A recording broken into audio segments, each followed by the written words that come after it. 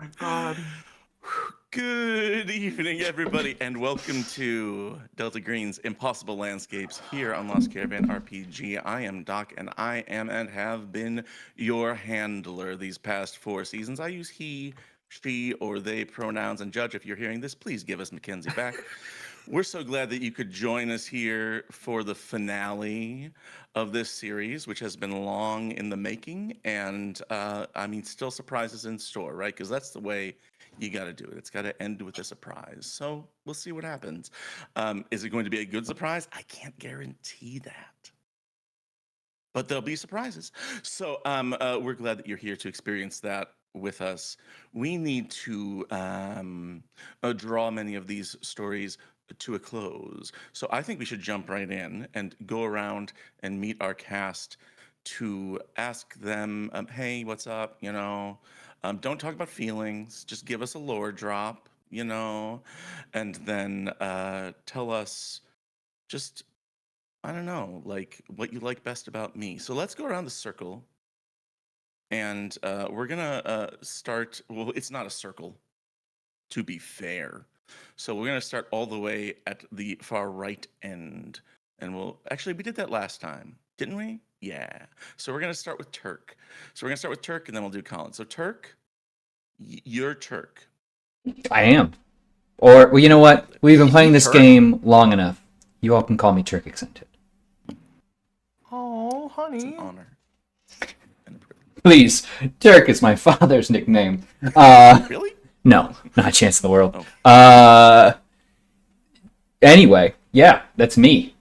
Undoubtedly. Yeah, what's up? Yet to this point, I am Turk. Also, sometimes known in many circles of commerce as Turk EXEUNT, traded on the NASDAQ as STFU. Anyway, I am going to be playing Agent Maltese, otherwise known as Thomas. Tank Engine. Thomas Big Dog Tommy Frenetti. I just want to know. Yeah. It's not a lore drop. What's his middle name? Oh, I don't know if I gave him a middle name. He's just got his. Alan. I had a bet on Antonio. Antonio's good. So His dad's name's actually Antonino. It might be that. I think it's They call him Anthony. Nino. I think they Yeah. probably like changed it. You know, That was his grandfather's name. Yeah. Your Your dad is Antonino? Actually, well, well, pretend like Tommy's.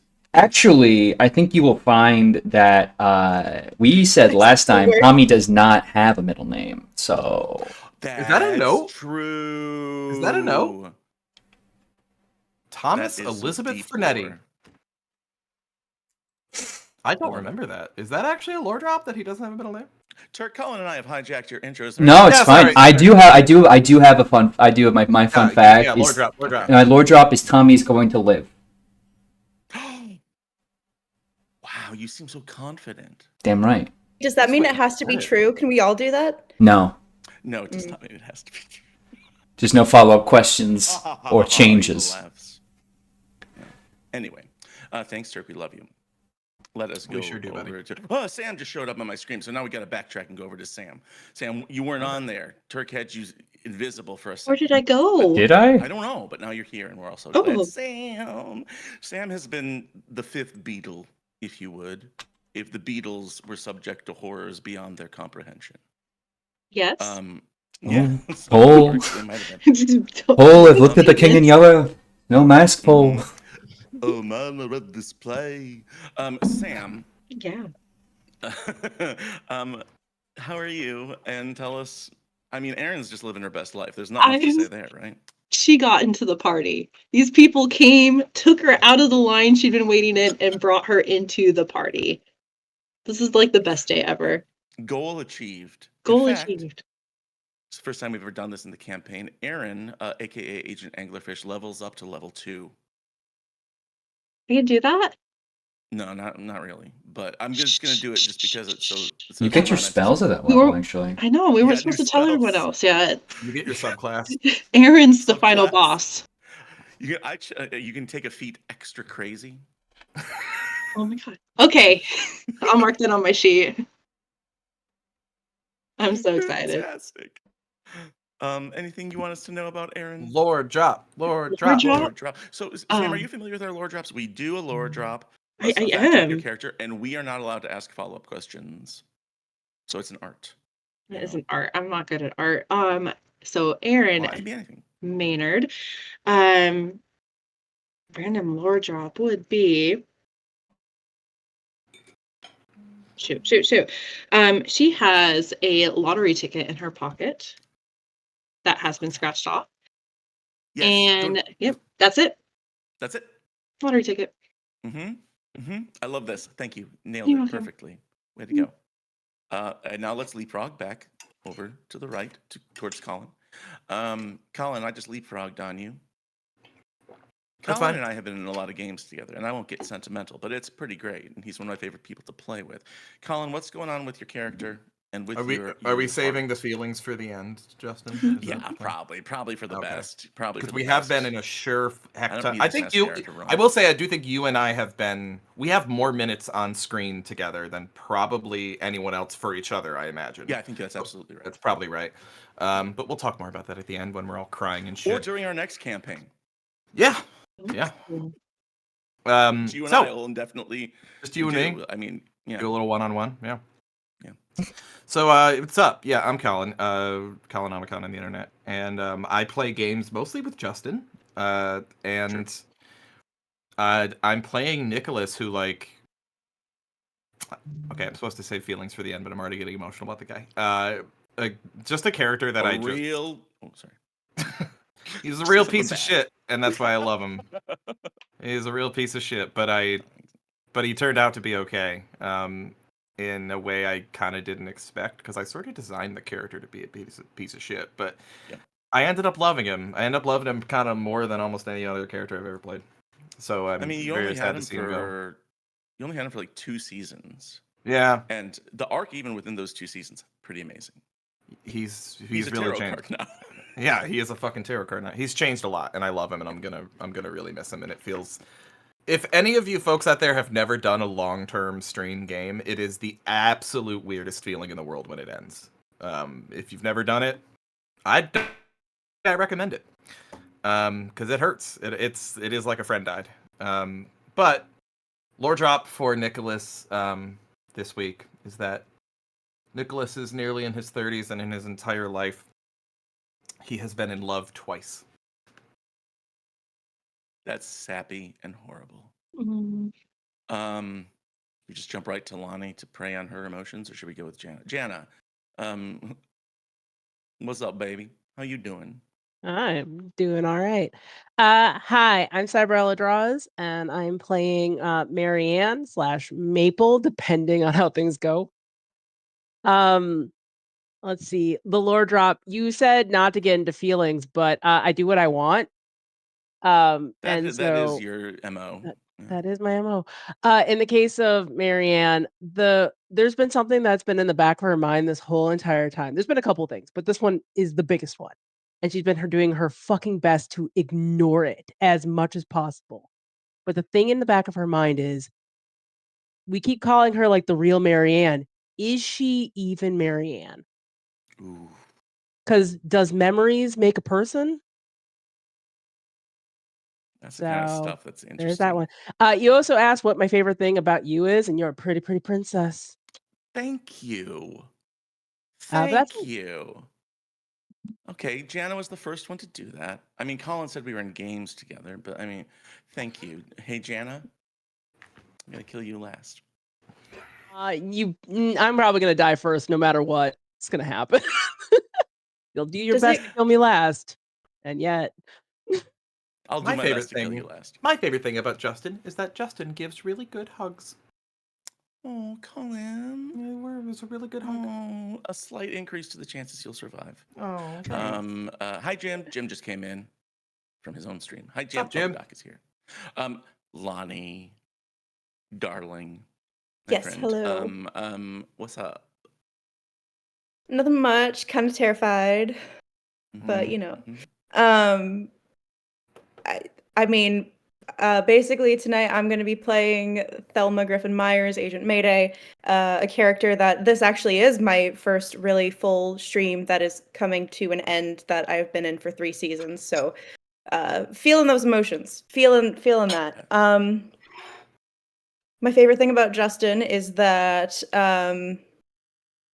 I'm gonna be sappy. I'm gonna say that you make me feel you make people feel really comfortable at the table to be able to do whatever they, feel is right in the moment. Oh, And you that's all wake pretty up. nice. It was just a dream. You guys all wake up. The end. Yes. That's actually kind of terrible in a way. Thank you, Lonnie. That's very nice to hear. It just went up a little bit more. Yes. Chance. But also my lore drop for the night is the fact that up until a certain part of last episode, Agent Mayday was wearing her wedding ring on a chain around her neck, and that has since been replaced. Interesting. Wow. Interesting. Well, that's that. I'm Doc. Lore drop. I started running this game because I wanted to be better at running horror games. I've said that before. And a lot of the advice I got was don't make jokes to break tension during horrific moments. And I failed horribly. So, that all being said, one more time around the horn. Here we go. Brief content warning, this is a horror game with potentially disturbing content. On top of the usual forfeited reality, body horror, death, despair, character death, corruption, tonight's show may also contain feelings. Deception is a right. Truth is a privilege. Innocence is a luxury. Knowledge is death. Born of the US government's 1928 raid on the degenerate coastal town of Innsmouth, Massachusetts, the covert agency known as Delta Green has spent decades opposing the forces of darkness with honor, but without glory.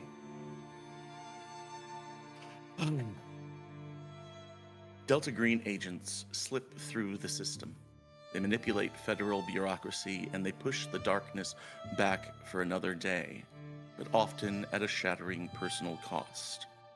Tonight, we see that cost paid in full. If you've stuck with us, then you'll know that no recap will make any sense. In fact, anything I say now won't change any of that. We are in a land of madness, but I will give you the one thing that Abigail Wright emphasized to Tommy last week, which is that impossible things happen here, but only when the king is present. And so we buckle up. We find ourselves in the ballroom of the palace in Carcosa, the home of the royal family, who are in attendance in luxurious, amazing finery, antique masks. And throughout the room, eyes stare at the 5 of you, well, maybe 4, behind masks of their own, giving you sidelong glances, judging you, knowing that some of you are outsiders and others belong here. This room, this ballroom, is in a constant state of expectancy and preparation. In fact, the king in yellow, the one who reigns over Carcosa, is most prominent here in his absence. Even though glimpses have been snatched, those who have read the king's play know that he arrives at midnight when the stranger unmasks. It is currently, according to the clock, up on the dais where the royal family stands, 11:30 p.m. But time in Carcosa can speed up, can slow down, who knows what else it can do. The 4 agents of M-Cell, sorry, Aaron, the 4 agents of M-Cell are confronted with 3 possible endings, which are escape, consumption, or revelation, or some combination of those 3.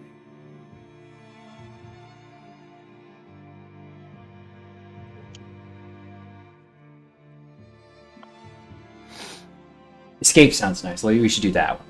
Is that the one you want? Yeah, I'd like to go escape, please. For Yeah. 500? Oh, okay. You stand atop the dais. You approached it. You moved out of the way when the king reached out to make an introduction. You have, in one hand, maybe in a pocket, something, or purse, a bag, and in the other hand, you can feel that bulky shape of the alarm clock bomb that the anarchist gave to you all. Is that right? Yep. What is Marianne doing? Marianne is trying to get up to the throne to see. set us up that bomb. On the word of a crazed Frenchman. Yeah, when in doubt, trust the French. You approach this dais, and now you are right up there. There are those guards in the military, formal wear, with big golden lion masks, holding those hooked halberds that they carry around, with a pistol at each of their sides. And atop the dais behind them are 8 people who are clearly nobility. But everyone, including the guards, occasionally looks to the wings, looks to the corners of the room, expecting a special guest. And there, on the dais, is this huge, grandfather-style clock, but it's strange and just odd. It's a strange design, which reads 11:30. How are you getting up there, champ? I'm going to let's see. What can my character even do in this situation is a really good question. I did this Hey. of course without thinking of what Marianne's good at. As opposed to your normal method? Well, we're back to spycraft, right? I feel These like guards will being overwhelm called you, out. and you get the feeling that where one is, there are thousands more in the wings waiting. I'm going to. It's a 50-50 shot to stealth my way up there. True. I mean, the dais, there are ends, like, right? There are far ends. So you could go down there and hope they don't see you. If you cause a distraction, that could help as well. I'm But you good at stand there causing sizing it up. distractions. That's true. The distraction is true. At that moment, I would say, through the crowd, like far from where we left them last time, do you think Aaron would like to approach at this moment, Sam, to speak, to see Marianne standing there sizing up that clock? Yeah. Is she able to just walk up to Marianne? Yeah, you. Very Well, obviously. keep in mind that the way you navigate Carcosa is the crazy you are, the easy it is. You can be anywhere you want, girl. You've You're lost fully it. cuckoo. I won. I don't know why you're saying lost. Yeah, you're the winner. Mm-hmm. No, I feel like she's like spinning with someone at one moment, turns, and then finds herself like trying to reach towards Marianne's arms and dance with her. Marianne, a hand reaches out and touches you to invite you to a dance. It's Marianne. I spin and like elbow the person. Okay, Sam, you get an elbow in the stomach. That's rude. Oh, it's you. Oh, it's Sorry. me. Oh, you elbow people, you stab people. Like looks down at her dress. You were dead when I did that, so. It true. Maybe. No. And Did you check? you were pretty dead. We did in fact check. You were very I dead. think you And did. Hold up. also, you were in pieces by that point. What did you do to me? But also, if I'm here and you're here and that happened to me and now you're here, what happened to you that you might not? I mean, I've died several times, so I don't think it really matters. Do you think everyone else knows that they might be dead? If I'm here and you're here No. and they're here, I think we are uniquely in a situation of knowing in this case. But since you are here, sorry about elbowing you. Reflective or reflective. Or reactive. Do you wanna help me with something? are we going to make the clock turn? Eventually. But I want to get something up there without the rest of them knowing. So, do you think you can help distract? Define the them. Is it your friends?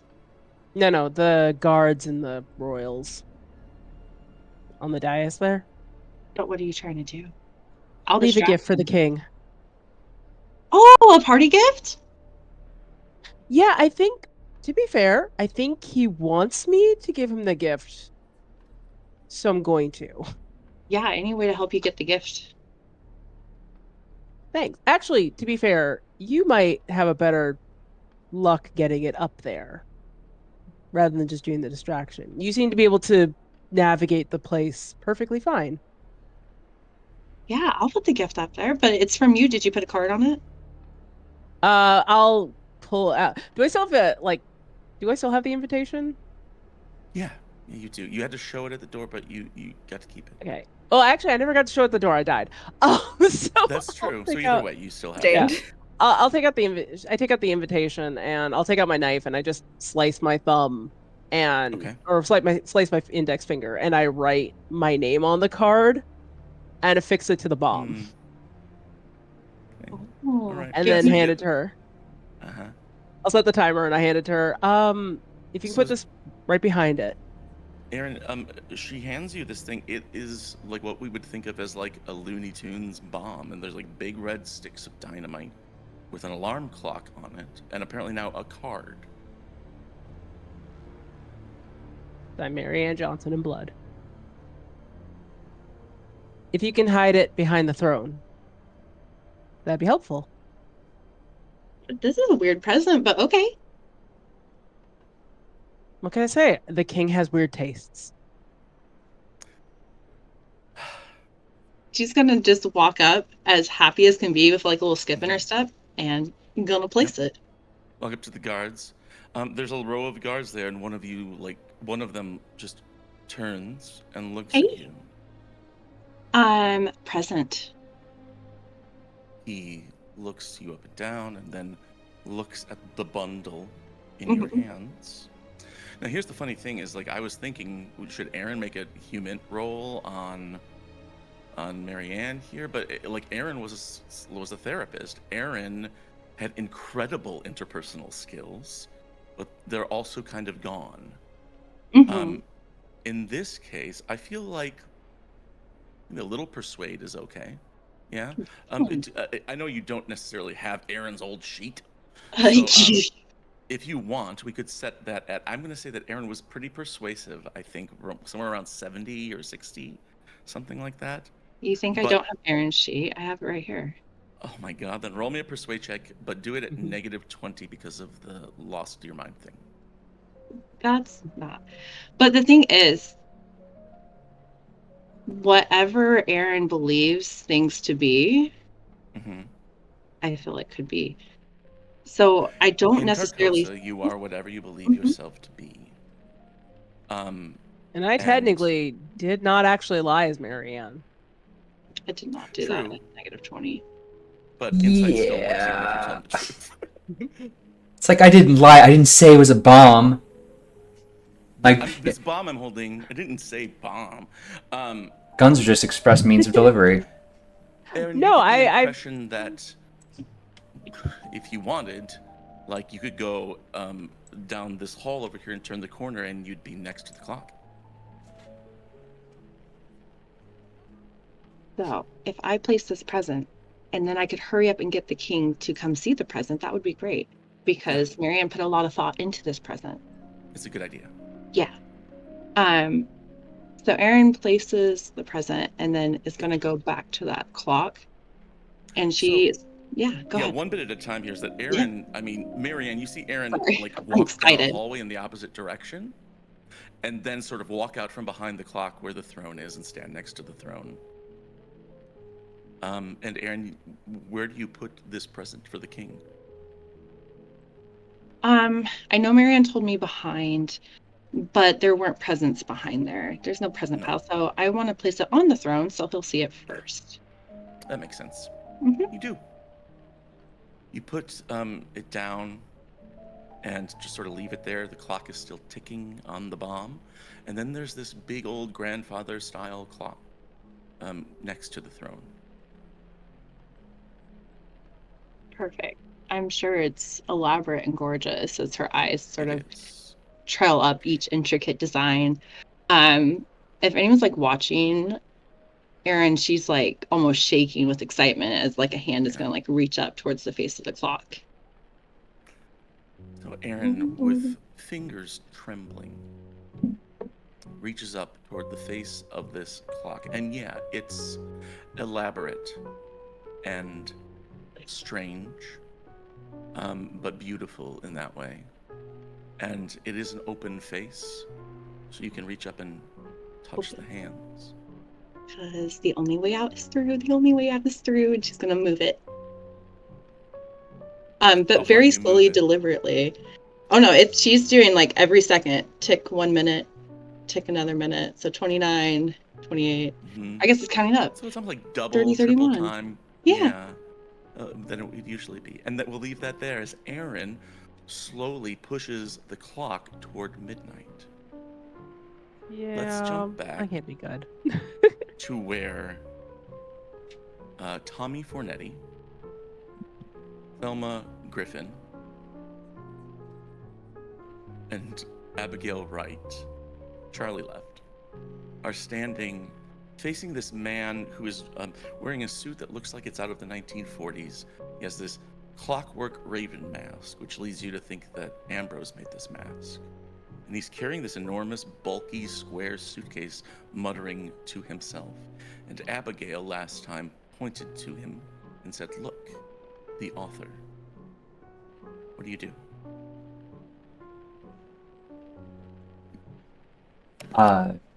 Turning and seeing just Thelma at this point, and just like, where's Houdini?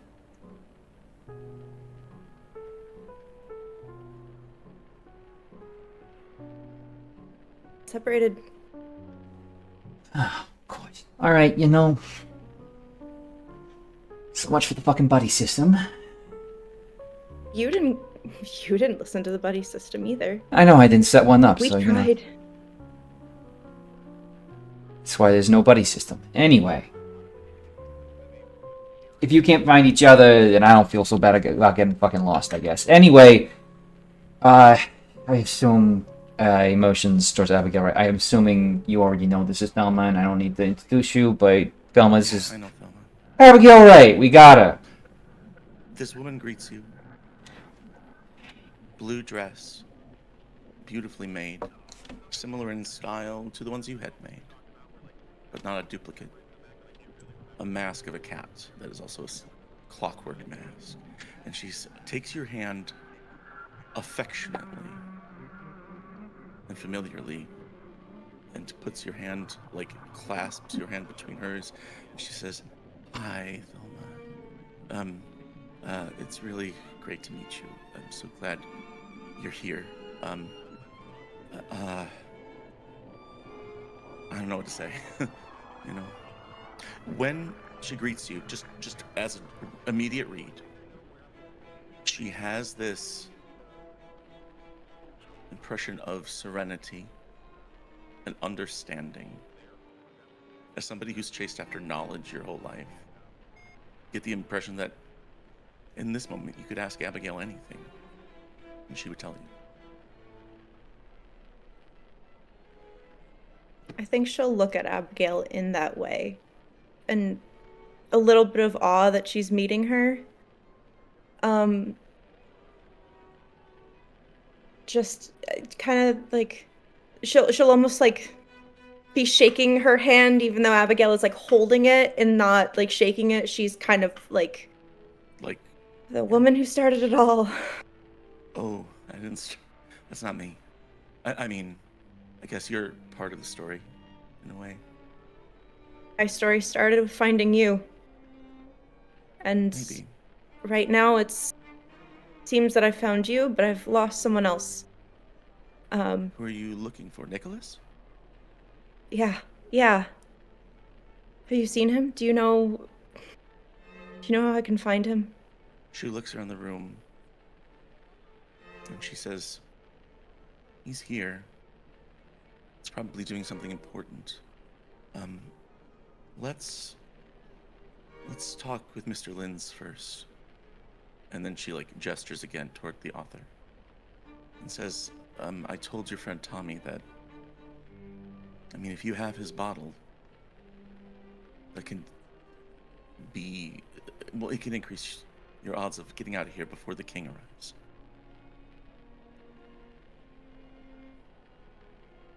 Great. And she'll turn to Tommy and which one of us has it right now? I did. Wait. Both of you roll me a D100. Thelma, the number that you're looking for is 40 to roll underneath. Tommy, the number you're trying to roll underneath is 15. I just feel like I have very good odds. If I spend my luck points, no. Also, I gave Turk a hero point last week for You did. getting that Abigail has been using you language instead of we language. And so you still have that. You can do it. I'm giving you a reroll, Turk. at any Audience, point. for the love of God, give us all the hero points. We have hero points. I'll do my best to keep active track of them, but as last I recall, we have 2 hero points, and I have 1. A new so. one. Yeah, no, that's the 2. Yes.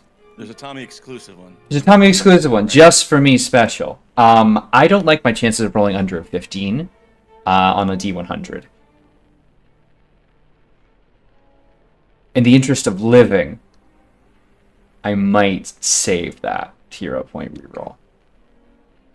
You can also just forego the roll in general if you want. But oh, you've already rolled. I already rolled it. I rolled a And you 20 both something. Yeah. failed, yeah. Lonnie, are you gonna spend a hero point here? See if you have this bottle. It's early in the game. I can roll under a 40, but it's so early in the game. I feel like we'd need them for other things. Otherwise, Nicholas should have the bottle. He was the one carrying it, so you'd have to find him. That's what I'm trying to do.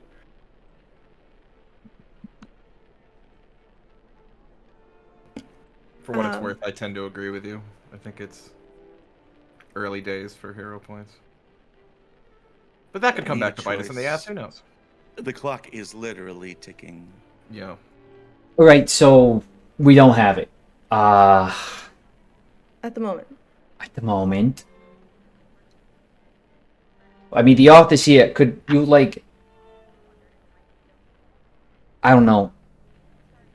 I can go try to find him. You can go try to find him and bring whoever's got it here.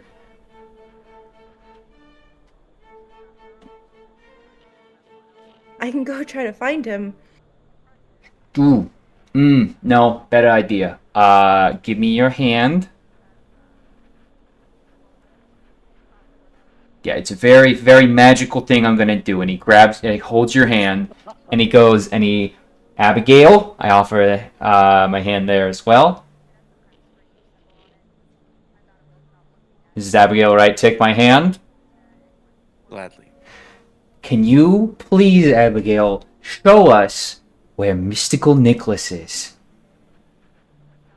She looks at you and has this little smile on her face like, oh my gosh. And she's like, I can help you find him. But does he have it?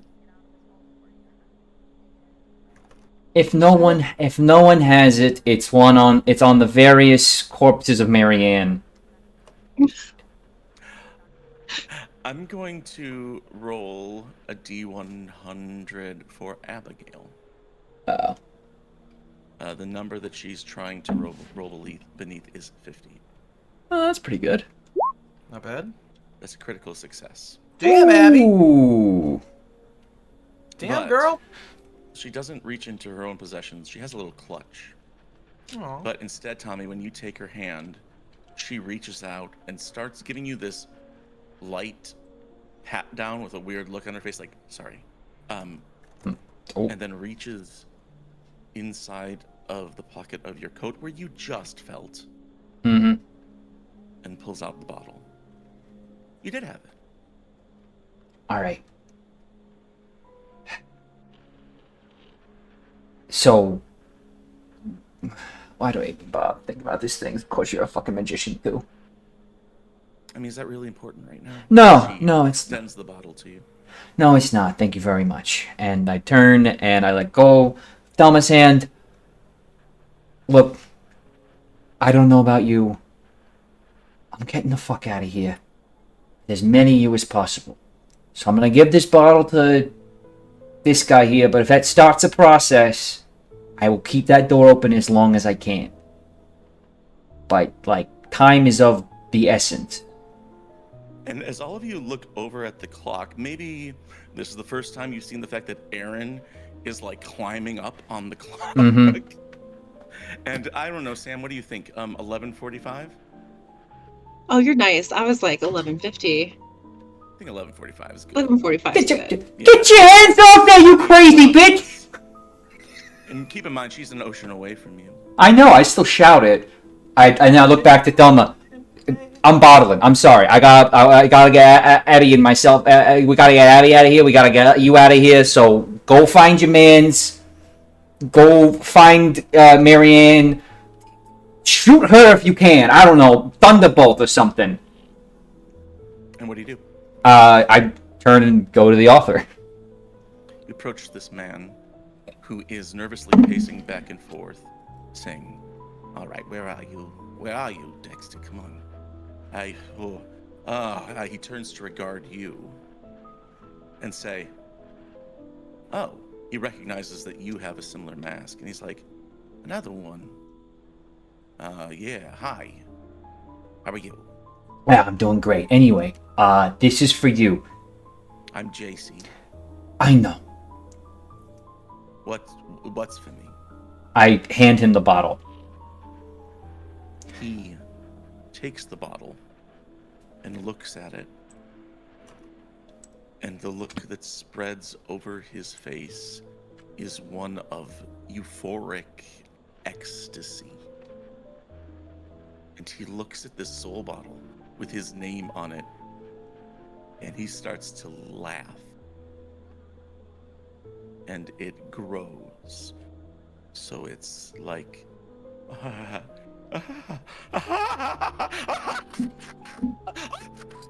And he takes the bottle, and like for a minute he's got one hand on this big suitcase and one on the other, and he like doesn't know what to do, and he shoves the suitcase into us. He's like, "Here," and he hands it over to you. Oh, And as you look down on it, at this suitcase, you see embossed in a little plaque, it says Remington Typewriter Corporation. And he starts to try to open the bottle. Nicholas. I'm biting my nails over here. You are once again in line, whether you intended to be there or not. You are at the end of a long line of party guests who have queued up before this table. And at the table, seated on a divan, is someone you know to be Madame Sosostris, the originator of tarot, specifically the King in Yellow tarot, doing readings. And as you near the line, you hear her say something. You can't quite make it out because it's so long, it's so far away. But you hear this, like a command.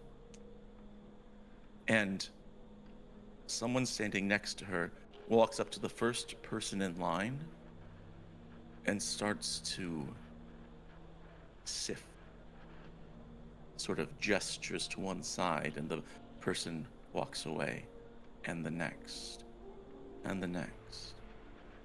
It gets closer until there's no line at all. And he steps aside finally, where you have this like direct view of the table, and this ancient woman in tattered black, like almost funerary wear, lifts her hand and beckons you.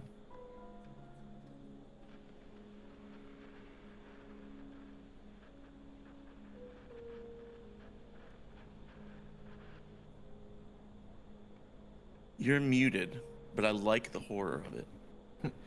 He ruffles his own cards and approaches her with a surprising level of confidence. As you approach, she shuffles her cards. And it's not like street magician card magic, but they move in unusual ways, arcs that don't make sense, gravity-defying movements, herky-jerky motions, until you are there at the table with a chair on your side and this just simple table with this dark purple mat laid out with 1, 2, 3 spaces for cards. And she looks up at you and says, "So the magician comes to me." And she gestures to the seat. He sits down and places his cards on the table, literally and figuratively, in front of him. I know you. I know you. I have to say, I'm actually honored that you would I meet am with me. But still, it is important that we are here together. I have done many readings tonight for shadows and shades. But yes, you are significant. However, I am somewhat upset with you. Have I wronged you in some way? Not me. The cards you have drawn for yourself twice already. And Indeed. she reaches over to your deck and takes the top card and flips it over the Magician. Face up in front of you. Your past. A charlatan. A huckster. One who did not believe. Is this not you? She taps, tap, tap. Oh, no, madam, that was very much me. I Yes. confess. And is still here inside you. But you have changed. And she reaches a second time to your deck. Flips it over the lovers in front of you. You have changed. Describe it.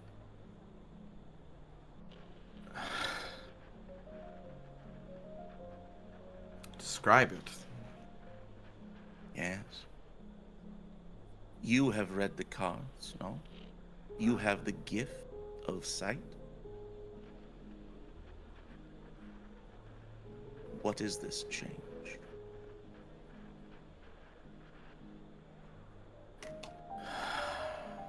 Well, I think you already know, but for some reason you want me to say it. And whatever your game is, madam, I suppose I shall play it. He smiles ruefully at the mention of the word game.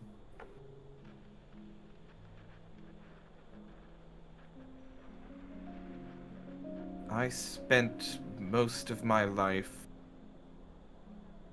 pushing away absolutely anyone who ever cared about me. And disappointing anyone who attempted to care about me. And somehow, this place that utterly evades description and that seems to be the very end of all things and the beginning of all things, I have rather lately fallen in love. And the longer I think about it, the more I think that that's just not fair. It's not fair, and it's not right. It's not right to finally feel complete at the moment when everything's falling apart. And if you know any way that I can leave this place and return to some semblance of normalcy with the person that I love, then I would ask you to ask these cards to give me an answer, because I can't find it. What is my future, madam? She interrupts that final sentence, and she is inches away from you, these gnarled hands grasping at your face. Somehow she has moved with preternatural quickness across the table. And you can smell age on her breath. As she says, "Escape?" She reaches and taps the lovers again. "This is your present, boy. The future is yet to be revealed. Why should you escape? Because it is not fair? Nothing is fair. everything is made. The play creates the world, creates the play. It may be unfair to you, but thus it is unfair to everyone. What makes you special?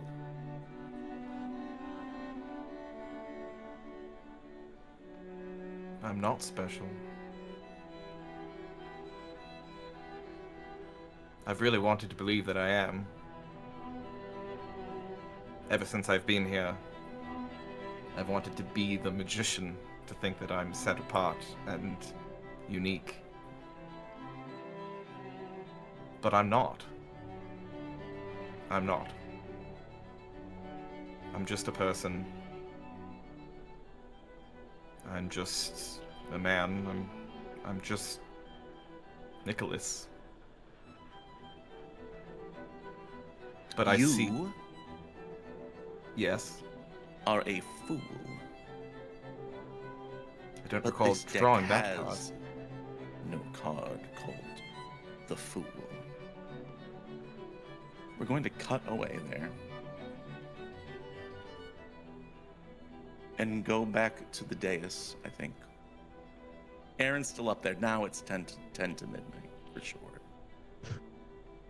And she's up there. What is Marianne doing as she watches this happen? Noticing that she's doing this, she's like, just takes a second to sigh, and then, pardon me, whilst I take a minute to play with myself on stream. God damn it, Jana. There's still terms of service. All right, Deborah. Yeah, what's up?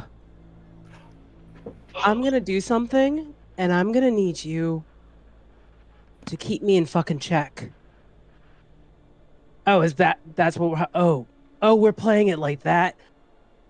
Okay, it's got to be easier than the time when I was on my 72nd birthday when I went to Joe Exotic Zoo and wrestled a tiger while on cocaine. So, like, I'll do my best. All right. Marianne is seeing Aaron up there at the clock, and that's not good. Now, ultimately, Marianne might be pretty apathetic given everything that's going on, but she does have deep down one goal, and that is to help the other 3 people get out of this. That being said, what I want to do right now is Marianne's going to do something incredibly fucking crazy in the hopes of stopping Aaron. Surprising no one. What are you doing? I want to take a look at the king. You want to look for the king. I want to take a look at the king. I essentially want to knock down my sanity to 0. Interesting. You want to... I see the look on Turk's face, and I know the question in his mind, which is, to what end? What are you trying to accomplish? Marianne is all fury and fire, and that's been the driving force of her. And what I want to do is I want to turn that fury and fire onto Aaron. But in order to do this, I need to be on par with her, which means I need to be insane.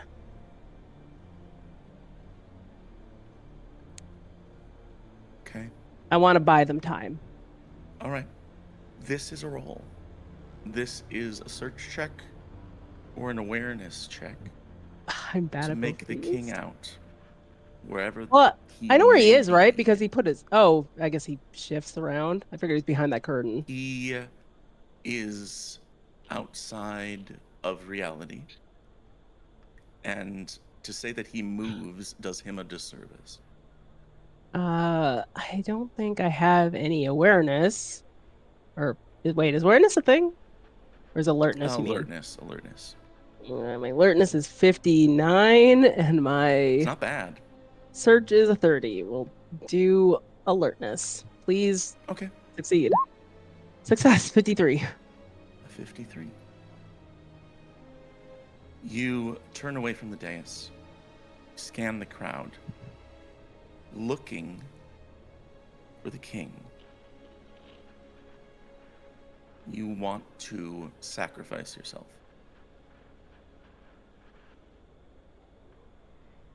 And as you scan the room, you make a full 360.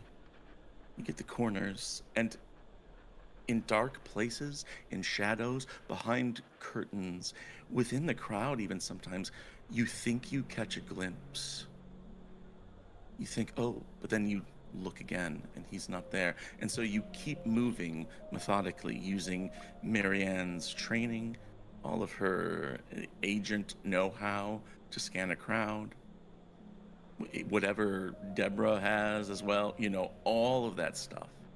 The knowledge of two people who have lived a century combined together as you scan over everything, and you don't see him stay in one place anywhere until you turn.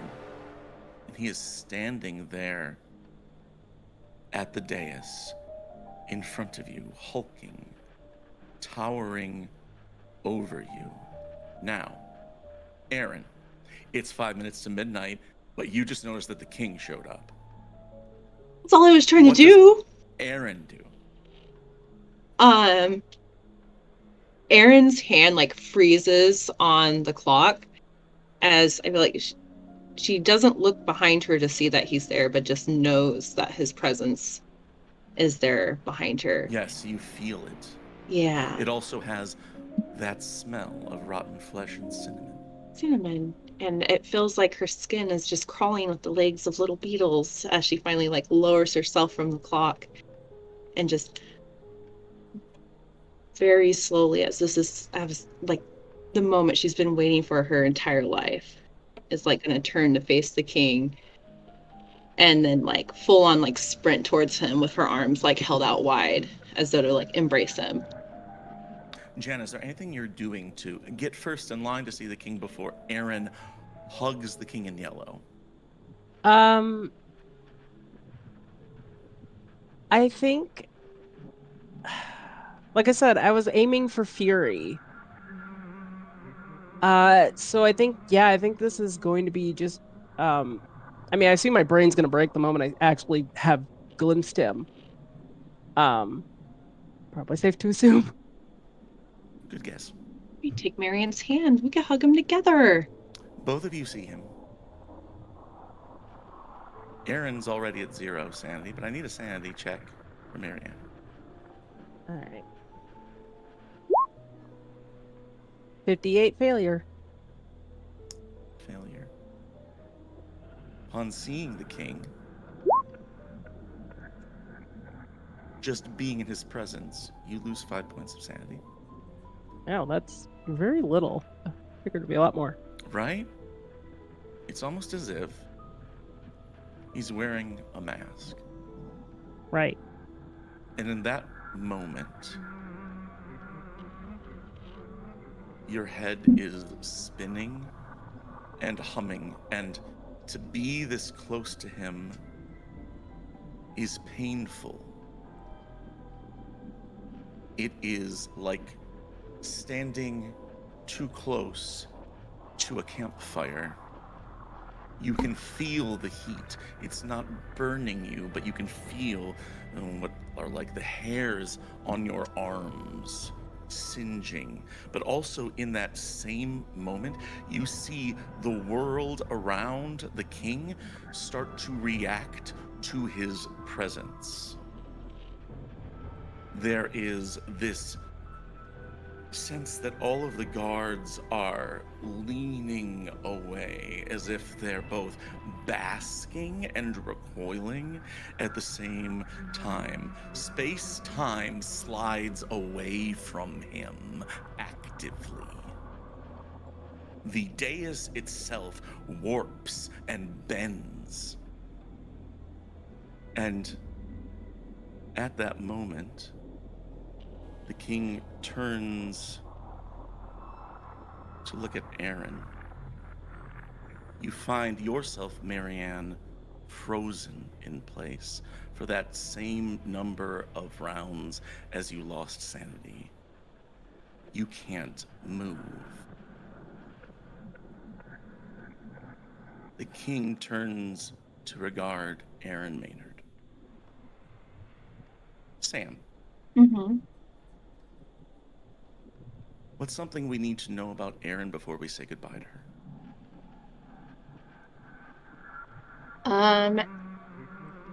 Erin fully believes the only way out is through, and her interpretation's different. And so I feel like as she like reaches forward to touch, like, hopefully the King in Yellow's hand, can she like turn and lock eyes with Marianne and just be like, the only way out is through? And as you raise your hands to the king, he raises his arms to you. Yay. Marianne, you watch as Aaron gets smaller. As she approaches the king, she shrinks inside. Aaron, from your perspective, the king is rising like a specter from the floor until it reaches the ceiling. Aaron, make me another sanity check. Oops, you fail. That's 100 sanity loss. As the king reaches out with his hands and picks you up, Aaron is the size of a toddler. And the king lifts her, and the king unhinges his jaw. Aaron, you look with awe and wonder at a mouth and an ivory throat filled with thousands of shark-like teeth. Aaron, glowing gold, like a bug, is swallowed by the king and lost forever. Jana, make me another sanity check. Success. Apparently, I'm like, eh. I rolled a 5. I doubt it's gonna be. Yeah. No, it's still gonna Well, hurt. I'm just saying. It's just This so is in funny. regards to the death of a fellow agent. So you lose 1 sanity point. Could have been worse. Yeah. Let's like- move away. Oh my god. I like how bad. I'm just like, eh. Joanna, she died as she lived. Crazy as shit. A gold bug. Like a gold bug. Sam, please stick around. We love you. You don't have to put your camera on if you don't want to. No, I've been devoured. I'm happy. Chomp, chomp, chomp, chomp. I'm going to scream. This is hell. Where is Thelma? Oh, that's a great question. She is either still talking to Tommy and Abigail, or has probably just started moving through the crowd to try to find Nicholas, depending on time She was frame. waiting for Abigail, yeah? Because Abigail was going to show her how to get there? Yes. Is that right? Good. Yes. Tommy, you're talking with this author, and he's struggling with this cork until finally pops it off. And he holds it delicately up to his ear. And it's sort of that same look you saw in Dexter's eyes of understanding, of overwhelming comprehension. This big smile moves across his face, and he looks at you and he says, "It's it. It's it. I know it. I know the story." He throws the bottle aside, grabs the suitcase, this typewriter, back from you, and puts his hand on your shoulder and gets in uncomfortably close and says, "Along the shore the cloud waves break, the twin suns sink behind the lake, the shadows lengthen in Carcosa. Dexter, I've got it!" And he turns and runs into the crowd. Tommy, make me a sanity check. You've just given birth to the play The King in Yellow. Oh, does that mean I get royalties or? Yes, but Yeah, you won't hell like yeah. them. Oh no. 27 under 63 for a success. Success. We're gonna give you 1d6 of damage. Alright. Of sanity loss as you realize from helplessness. So I don't know if you're immune. I am not, but that is in second one before I'm Okay, a but how much Okay. money does he get though? That depends on licensing and King in Yellow merch. But I think also that's where we're gonna take a little break. Ah! We've lost one person already. Don't worry, Tommy Fornetti is the reason the King in Yellow exists. And when we Thanks, return, Tommy. we'll discover the ends of the rest of our friends. So stay right there. We'll be back real soon. Visit New Jersey. We created the King in Yellow. Anyway. Welcome to fabulous New Jersey. We created.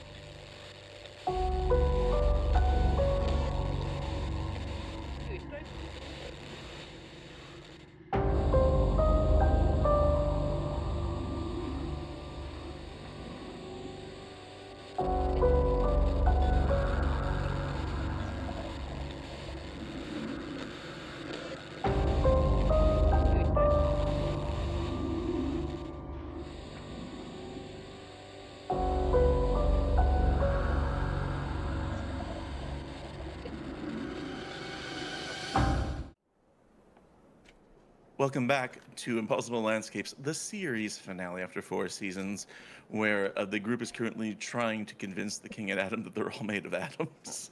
The King of Adam, the King of... King, we're all just made of We're atoms. all a mess. So before we left, we saw the inception of the play, The King in Yellow, as Tommy gave JC Lynn's his soul bottle, and JC went off to find apparently Dexter somewhere within this party. Colin, real quick, what would Dexter say about this? Jeff. No, Oh, Jeff. Sorry. I'm sorry, who's Jeff? Oh wow, that sort of works because of the voice.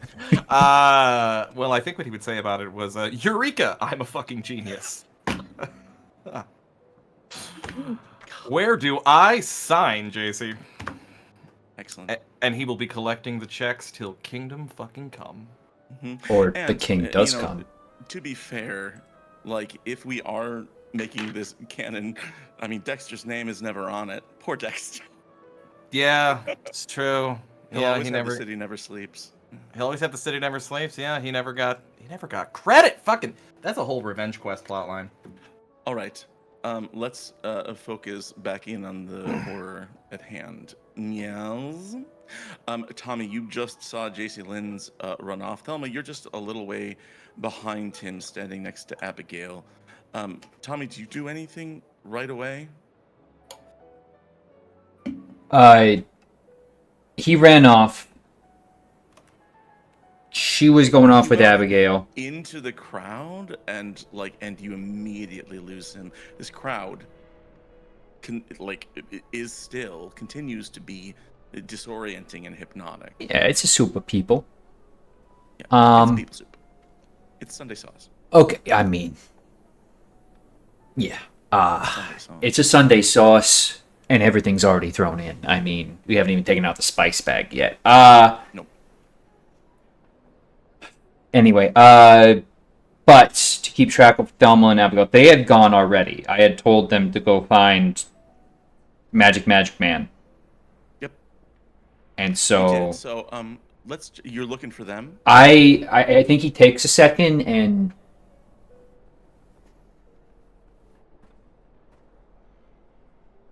like kind of chooses his lip and looks around the group. It's taking stock of everything that's fucking happened to this kid.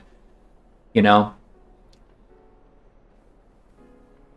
And he really wants his axe right now. Because that's all he wants, is to just have a big fucking thing to swing at anyone who gets in the rest of the way. Because he did what he was supposed to do, and he's going home. 100 under 15, you've got it. Under 15? Oh, alright. That's what you get for being not crazy. You know what? Worth it. 22! It was 27 before. That would normally be such a good roll. It's a critical failure, actually. It sure is. Into the same pocket where Abigail pulled out the bottle, and you find a small origami firefighter axe irons.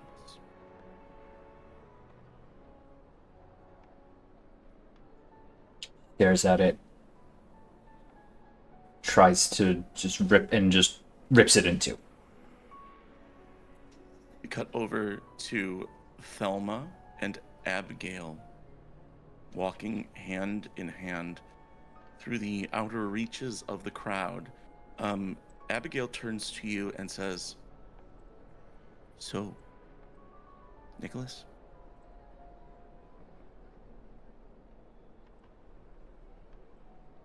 Yeah. What about him? I mean, you and him? Yeah. I never had a boyfriend. I mean, I was 22 when I left your reality, and I don't know. Kind of wish I would have, but what is it about him?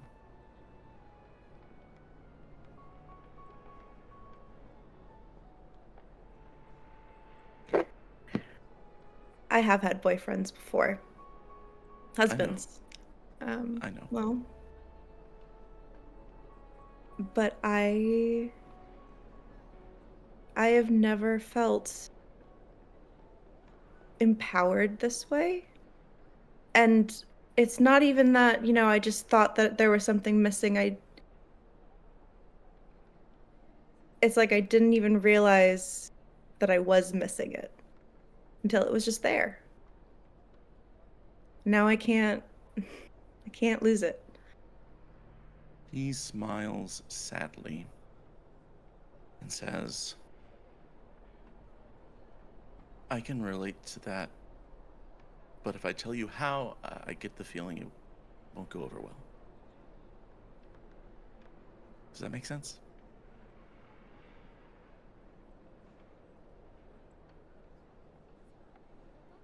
You can try your best, unless you really think it'll.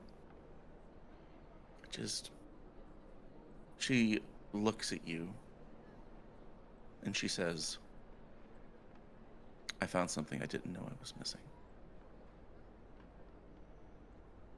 And what is that? She looks around the room. I'm not going back with you guys. I can't.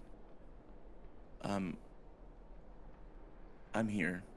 I'm part of this. If you get out of here, and it's possible, not probable, but if you get out of here, will you, and like you're now in the middle, or what you perceive to be the middle of the dance floor, and she has both hands, like both of your hands in hers. She says, if you get out, and tears start to roll down her face, and she says, you find my dad. I miss my dad. And honestly, it's a struggle to say it, but if I could go back, he and I would never have gone to the bookstore. But that's over. His name is Richard. I think he still lives in Long Island, or he will, or I don't know.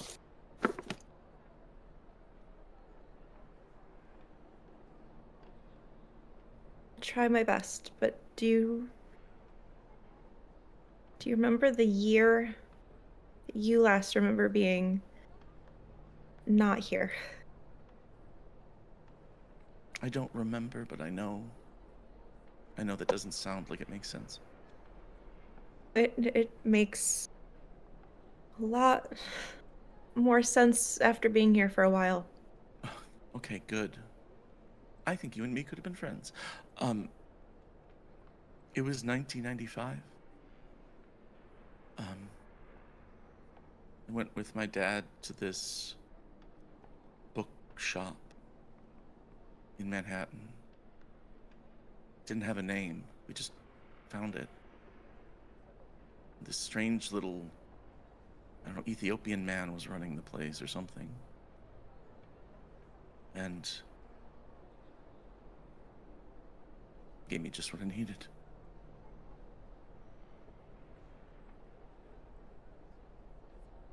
But you're here. That's what you found? Yeah.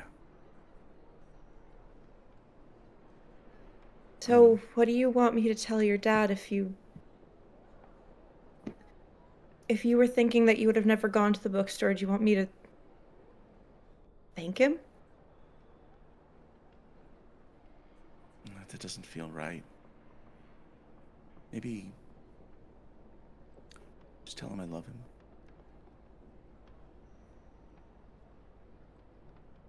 Do that. You should find Nicholas. Trusting you. Okay, let's keep moving. Start walking. And this swell of people and activity start to press in around you. And you can feel your grip on Abigail loosening. And when you look back, she's swallowed by the crowd. And the last thing that you have is her looking at you, saying, "Keep going. The only way out is through. Find him."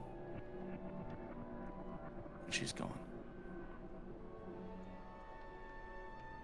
You find yourself alone in this crowd,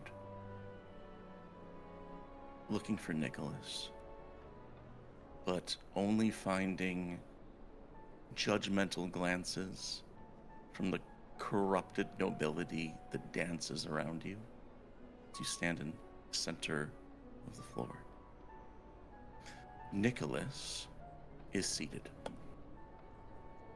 at this table, and Madame Sosostris now resumes her place across from you and points at the outline of the third card and says, "The future. But it would not do for me to draw this card. You have drawn the first two, and so you must draw the last. It is a common misconception that the future is yet to be written. It has been written. But still, knowing it could be freedom or could be consumption." And she reclines, sort of sits back and looks at you, Nicholas, and then looks to your deck of cards.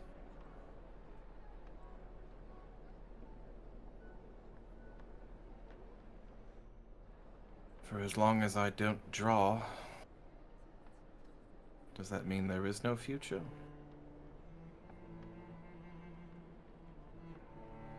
To read the cards is only to interpret. If there's one thing you must remember, and one thing you must have learned by now, it is that you cannot control what is in front.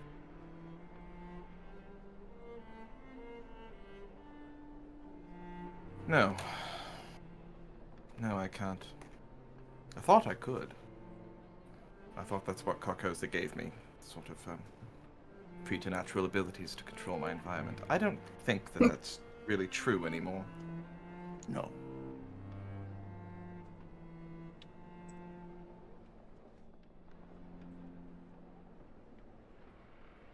But I still think I understand at least a little bit. What your cards, by the way, have been trying to tell me. I have flipped through this deck constantly ever since I first found it in the labyrinth. And what have you learned? It's a story. Beginning to end. It's a story. And stories can be rewritten, but the one that you assembled, madam, seems to speak to me thusly.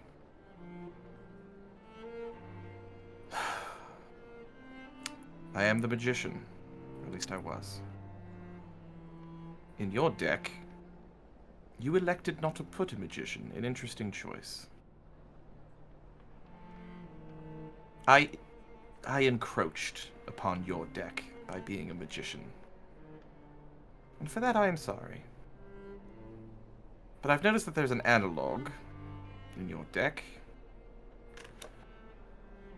Le Batelleur. The Swordsman. The number 1 card. Normally where the magician would go. And the more I look at this fellow, the more I find I identify with him. Perhaps more than the magician. The magician is the master of everything. The magician contains coins, cups, swords, wands. This fellow, he just has a sword and a dream.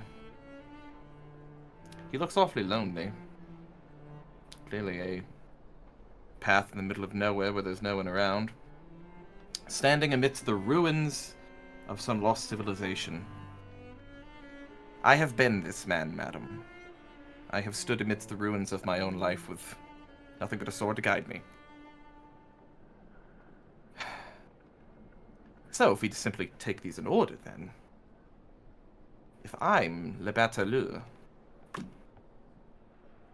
well, I was guided in here by an old friend, Erin.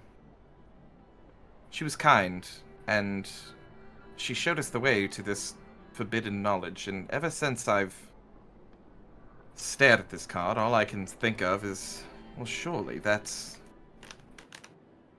our dear friend Erin, isn't it? And there's the play. Forever chained out of her reach. In a place that she can't access. Knowledge she can't have, but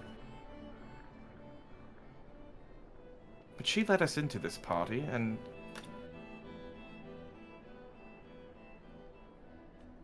I was arm in arm with the person that I love, who just before I came here, you'd be interested to know, decided to draw a card from this very deck. I'm sure you already knew that. And you know what she drew then, madam? The Empress. Indeed. Which happens to be card number 3. You take an Empress, and you take a Bateleur, number 3, number 1. You add them together, what do you get? Number 4. The King.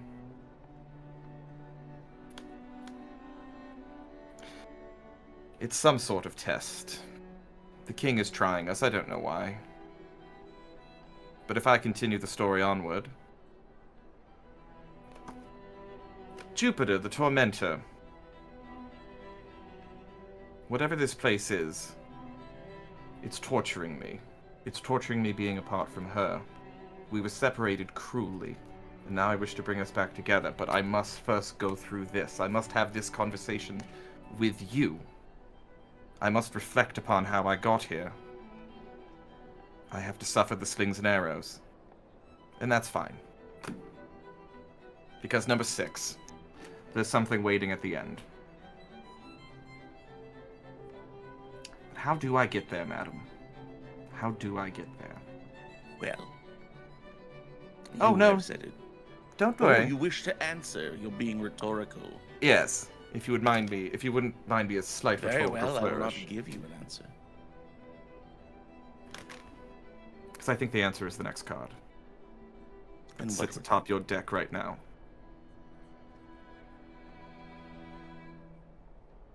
If I'm going to go home, I'm going to need a chariot.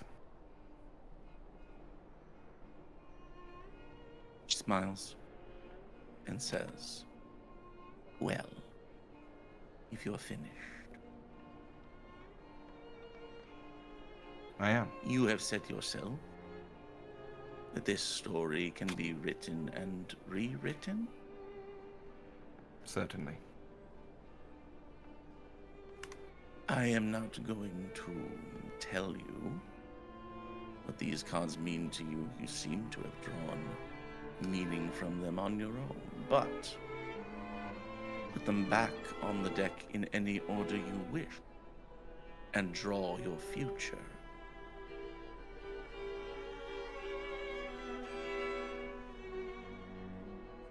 Very well. And he places them back atop the deck. And what is the card that Nicholas puts on top of the deck?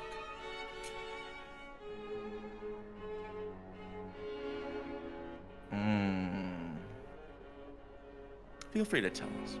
I know, I'm thinking really hard about it. Probably too hard. Let me just draw it.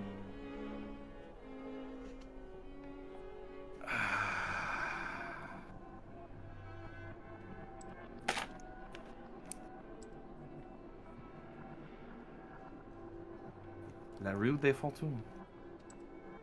Wheel of Fortune. And why did Nicholas put that card on top?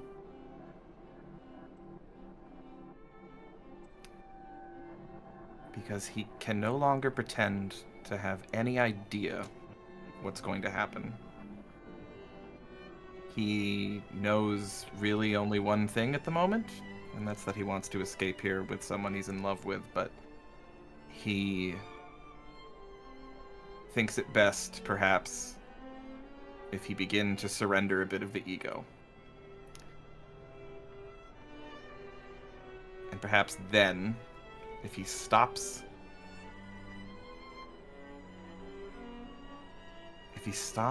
trying to control, if he stops trying to control this place and be larger than this place, he hopes then that it will let him free. And so Nicholas takes the Wheel of Fortune, yeah? Yep, number 10, Places Wheel of it Fortune. on top of the deck. Can you hold that card up so we can all see it one more time? Sure. And you put it down, you draw it and reveal it. And as you do, Madame Sosostris says, "One moment. Let me see that." Colin, would you hand me the card? I would love to. Here you go. Okay. She takes it and it splits into 2 cards. Oh, It appears as though there were 2 stacked on top of one another. And she says, "Oh, yes, oh dear. that makes sense." Oh dear She me. holds 2 cards in her hand. There is the Wheel of Fortune, and then there is the 8 of Swords. Yeah, What I'm does finding your it. learning tell you about this boy? Hold on, I'm finding it in my deck. Just a moment. She just called me boy, bitch. The 8 of Swords. Oh lordy. Not good. It's not ideal. Though the King in Yellow tarot is a lot different than your standard. Yeah, here, I might get a better view of mine. The 8 of Swords.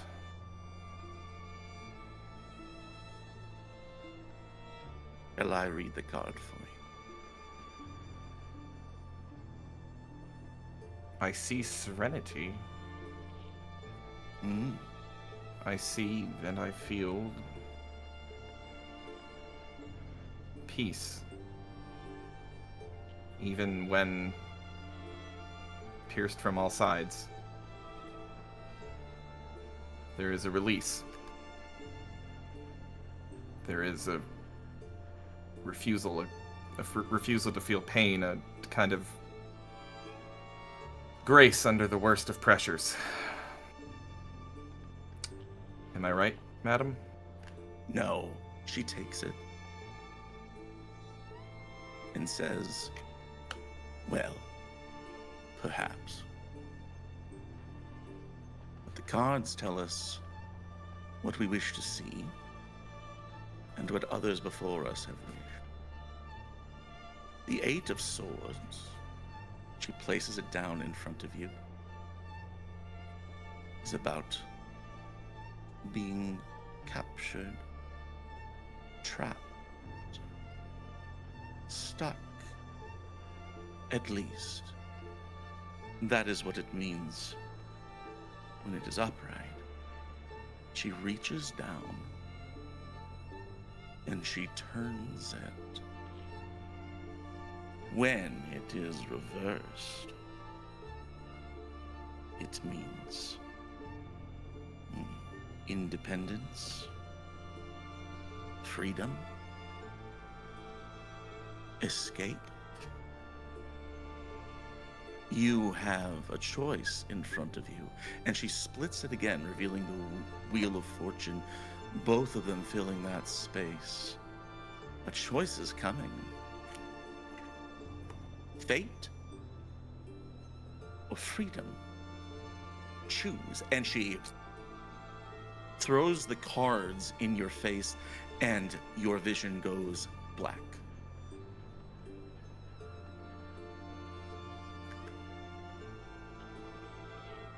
Marianne,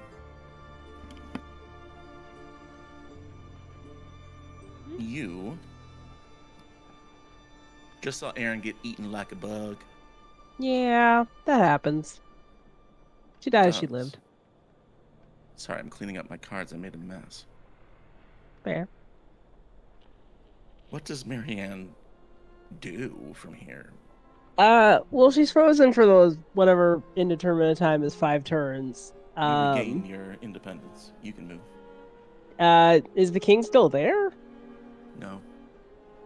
Okay. He flattened like a 2D drawing against the floor and then disappeared.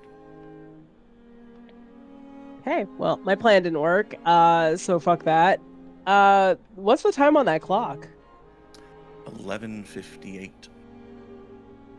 All right. I've already got Aaron set up the bomb for me. Hmm? So that's good. Should apparently go off when that does. Maybe. So that exists so, to some extent. I don't know if he'll do anything. I mean, that was some space and time altering creature, so whatever. Creature. Being I don't know. A knowable force. I'm torn whether I want to try to change the clock time. Interesting. I think I want to because, like I said, my whole thing was I was trying to help buy them seemingly time. So I'm gonna go for the clock. Right. You approach the dais. The guards, which had shuffled away from the king in recoil, see you doing this, and they're going to try to come up and close. But the family that's seated up there says, "No, no." And one of these young ladies in this deep lavender dress reaches and helps you up onto the dais. Oh, And she says, thanks. "What do you need?" Just gonna touch the clock. She follows you, watches you as you reach out and touch the clock. She says, "Clock? Is it so bad that our people can't afford clocks?" I don't know how you could not afford a clock, and I'm gonna try to push back time. Okay. Make me a sanity roll. Failure. You push it back 1 minute, 11:57. And the royal family all are sort of like watching you do this. And one of them turns to the other and says, "Camilla, look at this."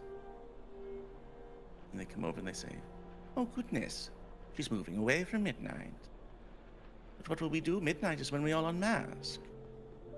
Well, I mean, time is a construct. I'm sure you'll survive whatever this length of time is. I'll try to push it more. "Aldonis, come over here." And one of the men of the family come over, and they don't interfere. They're just watching, like bemused. Like they're like, "Oh, okay. You know, roll me another sanity check." Oh, you lose 1 for that last one. Shit. Okay. Success, though. Damn it. Where is Marianne's sanity at this point? 37. Surprisingly sane. Very surprising. Very surprising. He looks at you and says, "Oh, she's moving the clock back." And the others say, "Yes, she is." Sort of People are watching very you like a white, weird right? puppet play theater. You know what I mean? It's like they're the kids at a Punch and Judy show or something like that. And one by one, the rest of the family like watch you, and they smile thinly. And you know that at any moment they could just summon these guards and pull you off. But it's stuck now. With that last attempt, you can't get it to move. And they start to laugh. They say, "Oh, look at this. She's trying to turn back time. Fascinating."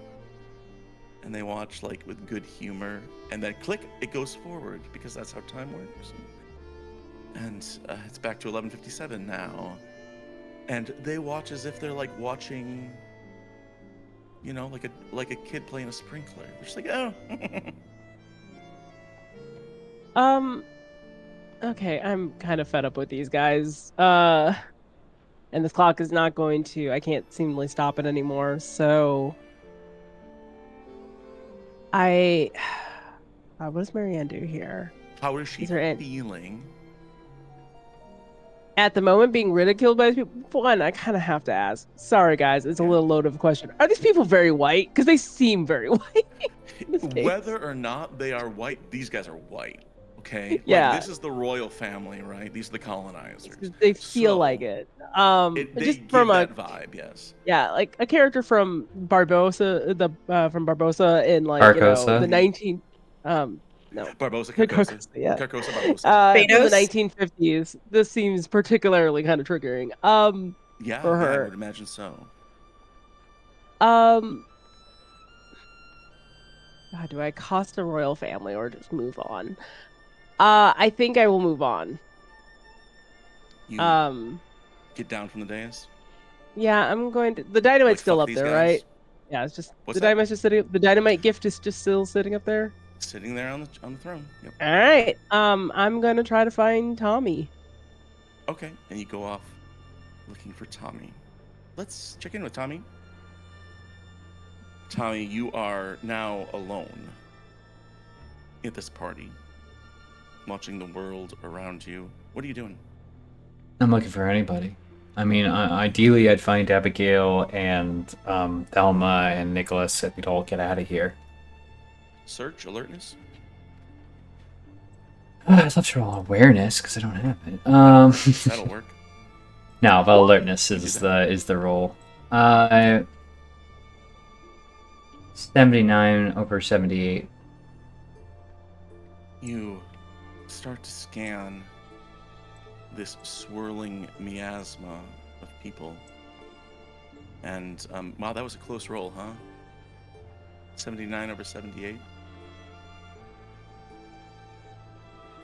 The shapes pull you in a little till you're rather disoriented. And then the king appears before you. Number 1, sanity check for Tommy. Okay. That is a success. 9 under 61. Excellent, my man. The king appears and you take 1 point of sanity damage. Sanity loss. And the king stands there, hovering over you, and then lunges at you. Does Tommy have some dodge? I absolutely do have some dodge.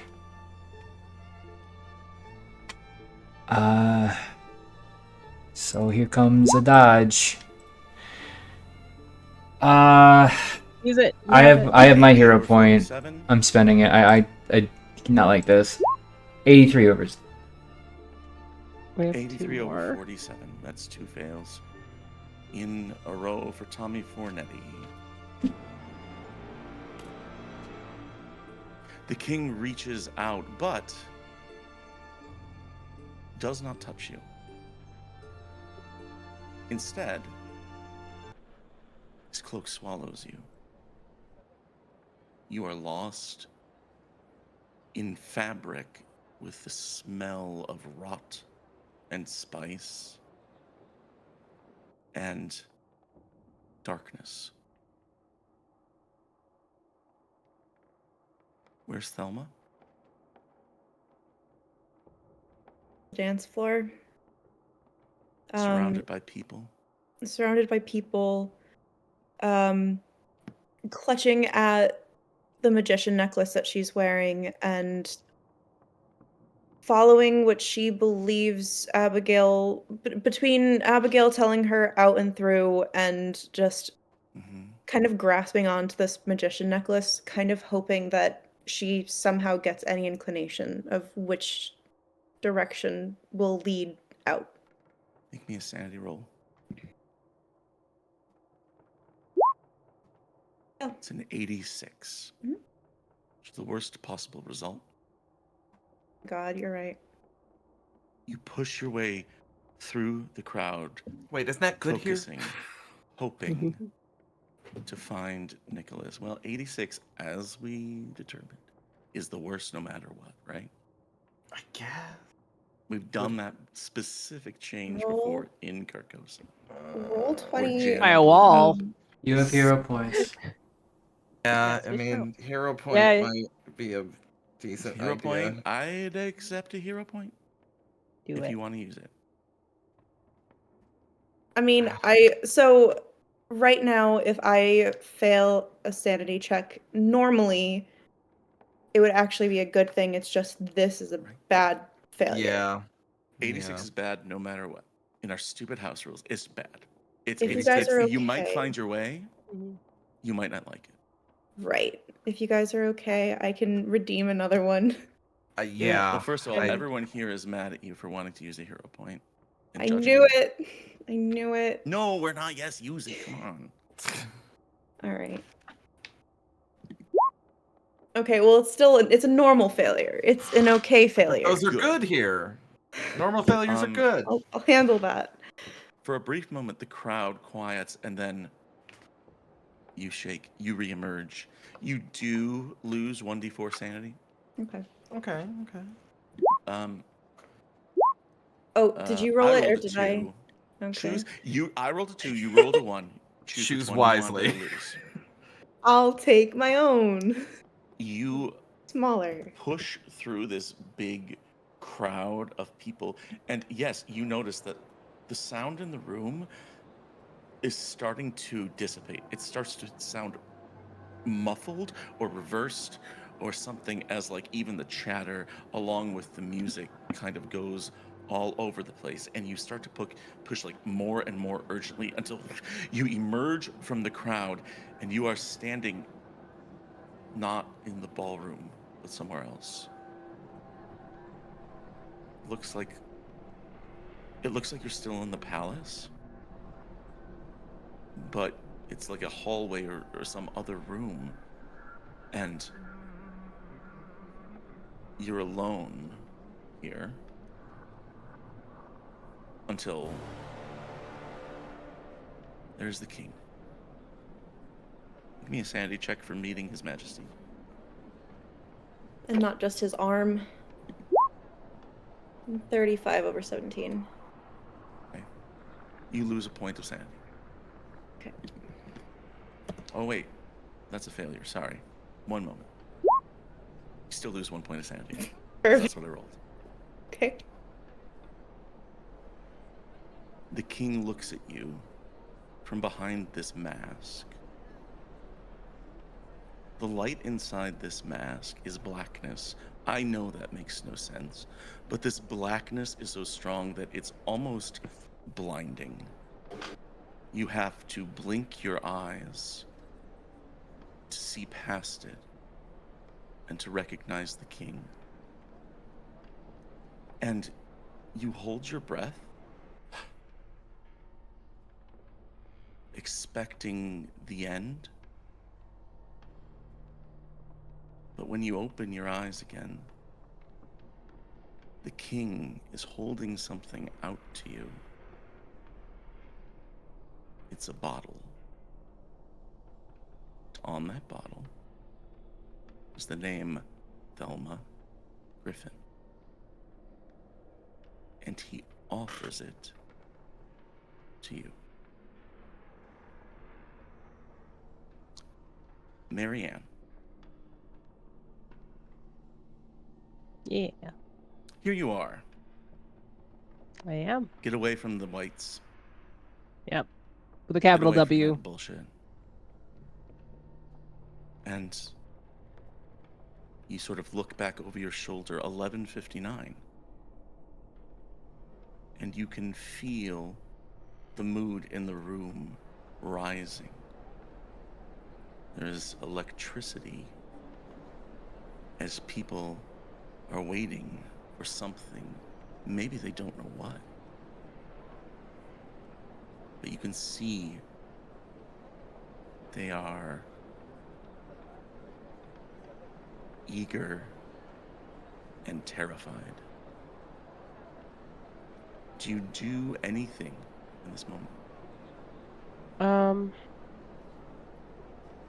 mean, I guess I'm just looking around and seeing if I see any of the others. Minus Roll Aaron, me- for obvious reasons. Yeah. Roll me an alertness check.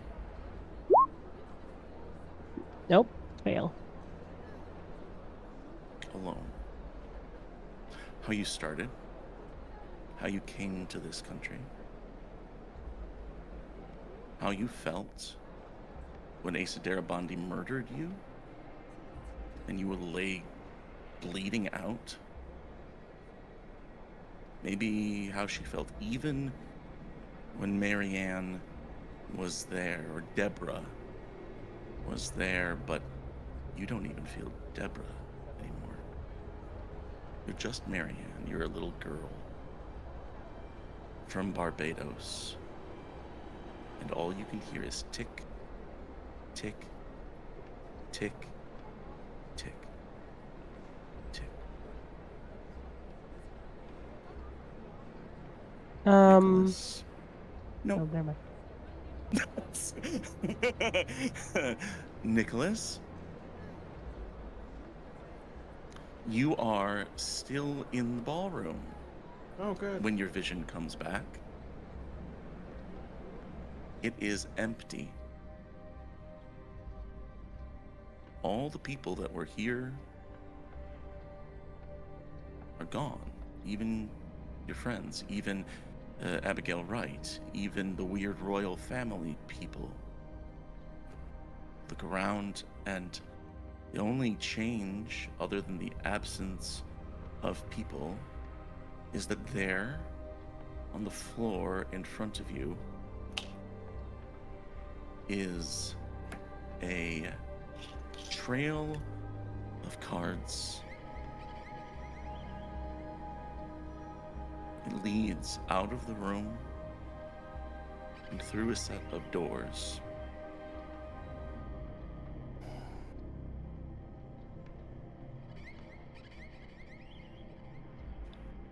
Are they my cards? Do they look They're the like my king's. cards?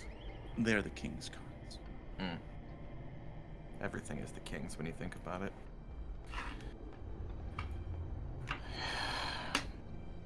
I think he thinks about picking them up, but he's been telling himself, somehow he's got it in his head that he needs to let this go. Like, Carcosa will have a grip on him for as long as he keeps letting it. And that means this idea of being the magician, the idea of being this thing that is somehow like elected and chosen and can control things, that is keeping him here somehow. And so he needs to let it go. So he doesn't pick up the cards. Okay. I think he follows them like a trail of breadcrumbs, but he's not picking them up. I think he's more just asking himself, okay, what is this place trying to tell me right now? I will listen, but I'm not going to engage. And he's actually very afraid. And as he's walking, Nicholas, when Nicholas like finally got off drugs and got clean for a while, he spent a lot of time in NA, and he hated it. It was awful. He hated the meetings.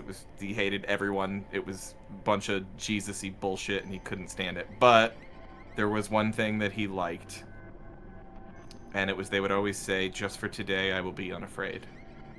Just for today, I will be unafraid." And that is what he is like repeating to himself like a mantra as he's following these cards. Just, I will be unafraid. I will be unafraid. And just hoping that there's an answer at the end of this. You follow the cards. They stretch and lead you into the darkened halls of the palace.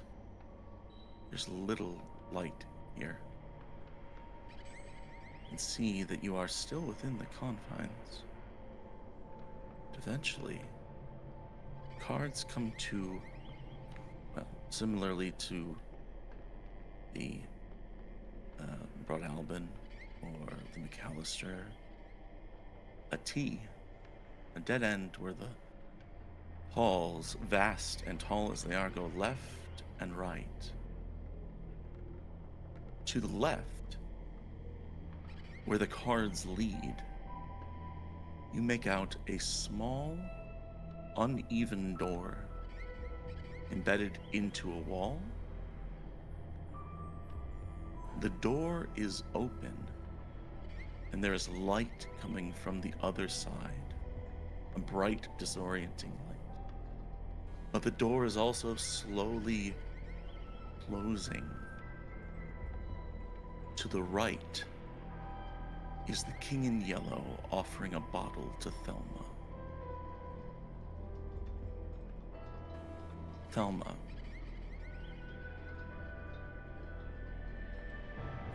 the king stands before you, the bottle extended.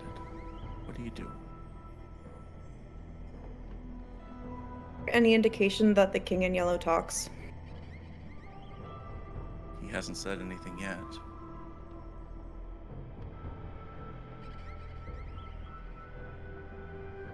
She asks him anyway. What is this in exchange for? She hasn't moved her hand towards it. You do not hear,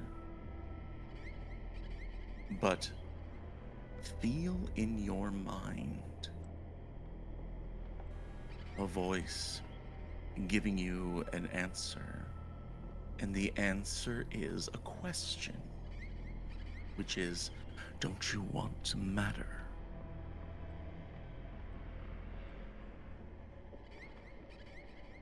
Nicholas, the door is closing, and now you realize the choice in front of you: escape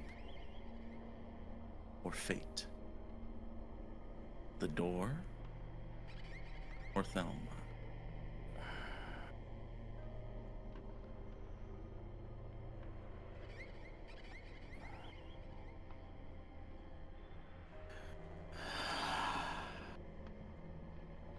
I will say this. When you're in the presence of the king, everything is harder. Walking is harder. Thinking is harder. But there is a slim possibility that you can get to Thelma, that both of you can get through that door before it's shut.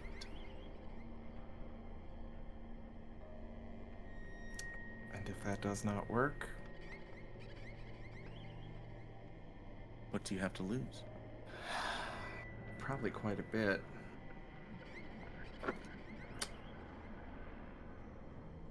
Gotta be fast like a chariot.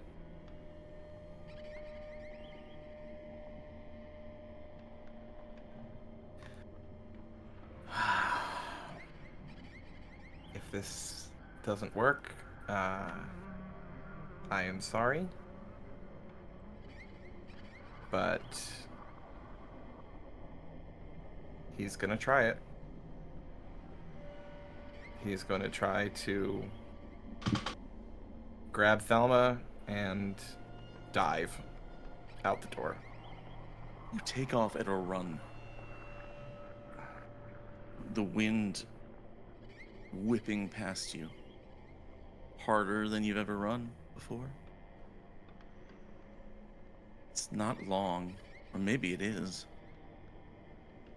Maybe space isn't a thing. I need a roll from you to determine whether you can get to Thelma and take her away. And I want this to be collaborative. What are you rolling? Is it sanity? To see if you can manipulate this space to make her closer to you? Is it your corruption level? Which at this point would be rolling beneath a 40? Wow, it's that high, huh? Is it like athletics? Probably not. I don't think that matters in this space. I don't think athletics would do much here, you know? That doesn't seem right. I mean, the king warps space-time, so I doubt that helps. I mean... Yeah... I feel like it's either sanity or corruption. So... That would be a sanity check I would want to not pass. You would want to fail this. Okay. This will also determine the fallback, the radiation, the fallout of being near the king, Right. and how much sanity you lose in this attempt. So it's either... My sanity is presently a 19, so my odds of failing that are pretty good. Mm-hmm. Or roll under corruption 40. I gonna probably regret this. 80% but- chance of failure there, right? Something like that. Yeah.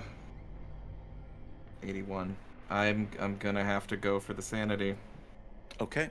Please, so, God. just to be clear, Yep. here's the stakes. Is what Yep. we're working with. Mm-hmm.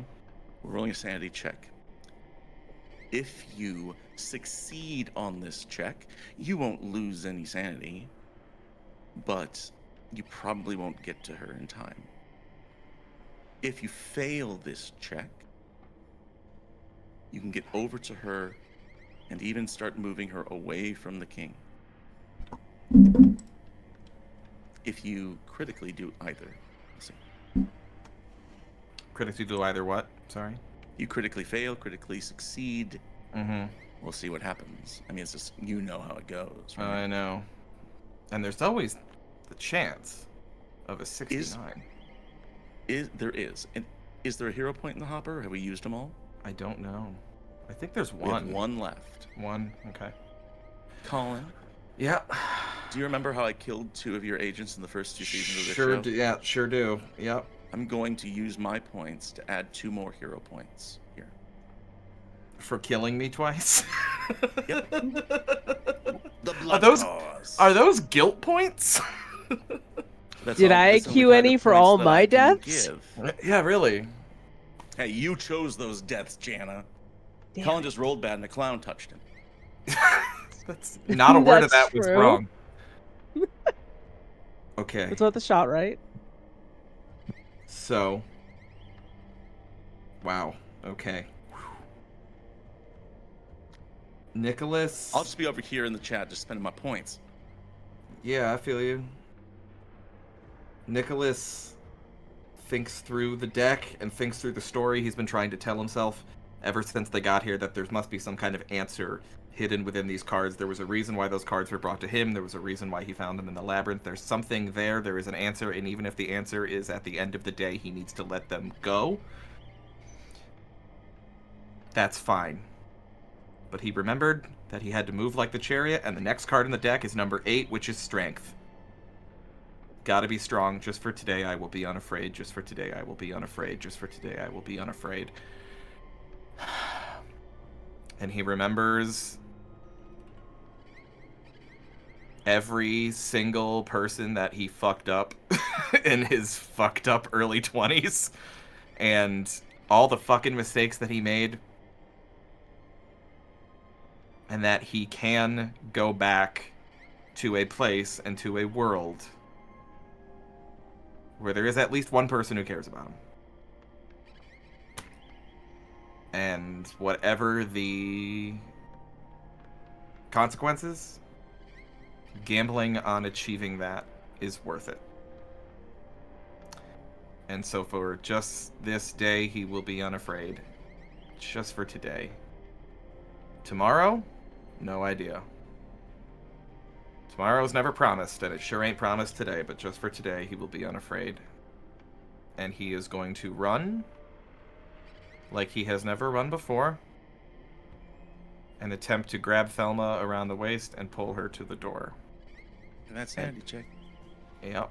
And Lonnie, if this doesn't work, it's been fun. Oh my fucking god. It is an 8 under 19. Colin, we have Yep. 3 hero points in the hopper. Yeah. We're out of stock, but I'm magically using my GM powers to make sure that there are 3. Well, I know we had one. We had one for sure, and then you gave me pity points, but I feel as if I can at least get the one. There it is. There's That's the a failure. welcome failure. That is a welcome 51 over 18. First of all, as you run toward the king in yellow, who would do something like that? What Aaron? a notion. Yeah, Aaron. You lose 4 points of sanity. The space around the Oh king man. moves and transforms. Aaron is here. It was Thelma, now it's Aaron, now it's Thelma again. Juno. Now Thelma's your ex-girlfriend, now it's Thelma again. As the king affects the world around him. But you get there, you wrap an arm around her waist, and the king doesn't even react. Why would he have to? Yeah, it's pretty. But you turn and start running. That door, with the light on the other side, that small, uneven door is closing fast, and you know that when I come back to the 2 of you, I'm going to need a roll to get through there before this palace, the king, and Carcosa consume you both. Tommy. You have a face full of the king's robes. It is unpleasant. You push and try to find your way out of this cloak, and when you do, you emerge from the curtain onto a stage. You're standing on a stage in front of this silent audience. Roll me a sanity check, Tommy. Do I have to? Because I've already been here. Have you? Alright, fine. 27 under 60. Okay, you lose 3 points of sanity. Okay. Still fine. Yeah, any breaking points that Tommy suffered in Carcosa? No breaking point. He had yeah. If you leave Carcosa and you have those, you get all the stuff that's associated with them, and you have left Carcosa. You look around at this stage. There are other actors dressed as people attending a party. Not dissimilar from the one you just left. They look at you, waiting for you to deliver your lines. But even if you open your mouth to complain or to protest, you can't speak. Nothing comes out. What do you do?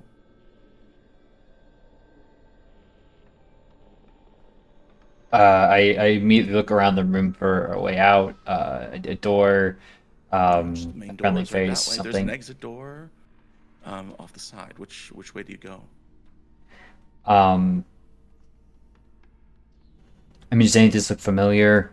It's entirely new, or I mean, one theater's a lot like the others. You figure there's probably a stage door off to the side, right, where like people come in. yeah, Back. there's Probably back door. There's probably like a main entrance sides through the audience. to the side stage door. You go through the side stage door. Yeah, I exit stage left.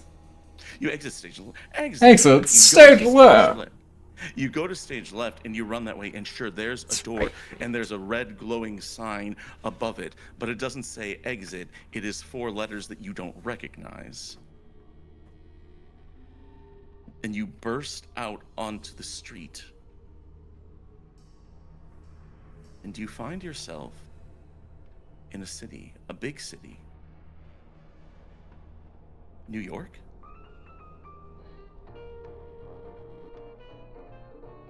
But the cars are Studebakers and old Fords. You look around and you don't know what year it is, but it feels like the 1950s. You run to the front of the theater, you look up at the marquee, and it has the title, but it's a jumble of letters. And you realize you can't read. People walking by on the street are talking to each other, but everything they say is yeah,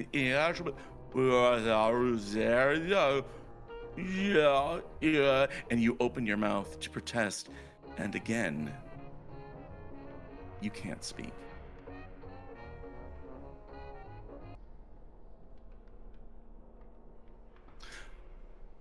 Nicholas and Thelma, I gotta know what happens here. That door is closing. Go back to Tommy. We'll get there. Okay. Nicholas and Thelma, you see that door, and I'm going to tell you, I'm going to put it all right out on the table, right? If you're going to jump through that door, I'm going to give you one of 3 rolls that I'm going to need. Okay. First of all, because you're doing it together, some of these rolls will be assisted rolls, which means both of you roll the d10s and you can choose which one to use. Okay. So for example, if you want to make a sanity roll here, I would allow that in that way to fail and get through. But if you want to make a dex times 5 or an athletics roll jumping through a door together, that doesn't make sense for those to be assisted. Mm-hmm. This is like who gets through, right? You're both trying to get into the door. So dex times 5, athletics, or sanity with assistance. I mean, Dex my times sanity is 16. It's Mine is 15. And you want to fail. That's so pretty one good of us odds. could. So if I was assisting, I'd roll a d10 and You would roll a d10 if you were the assister. I But could choose remember, which you wanna number. roll below. Right, I could choose which number I replace though. But you want to Right. roll above. Sorry, you want to roll. You want to fail. You want to roll above. You want to You fail. choose. You would replace the first digit. Here's the rub on that Or though, you could which choose is the that first digit. we're gonna take sanity loss if we fail, and I think we're both getting way down there. Where's your breaking point at? Cause I'm floating right above it. I have to reach 4 sanity points right now. You have to reach 4 sanity points to break. I just broke recently. Oh, So I am at 15, and my breaking point is 14. If you fail this roll, you lose 1 d10 of sanity. Mm-hmm. And you said when we leave Carcosa, we get all this breaking point shit back? They all hit at once. Oh, good. Good.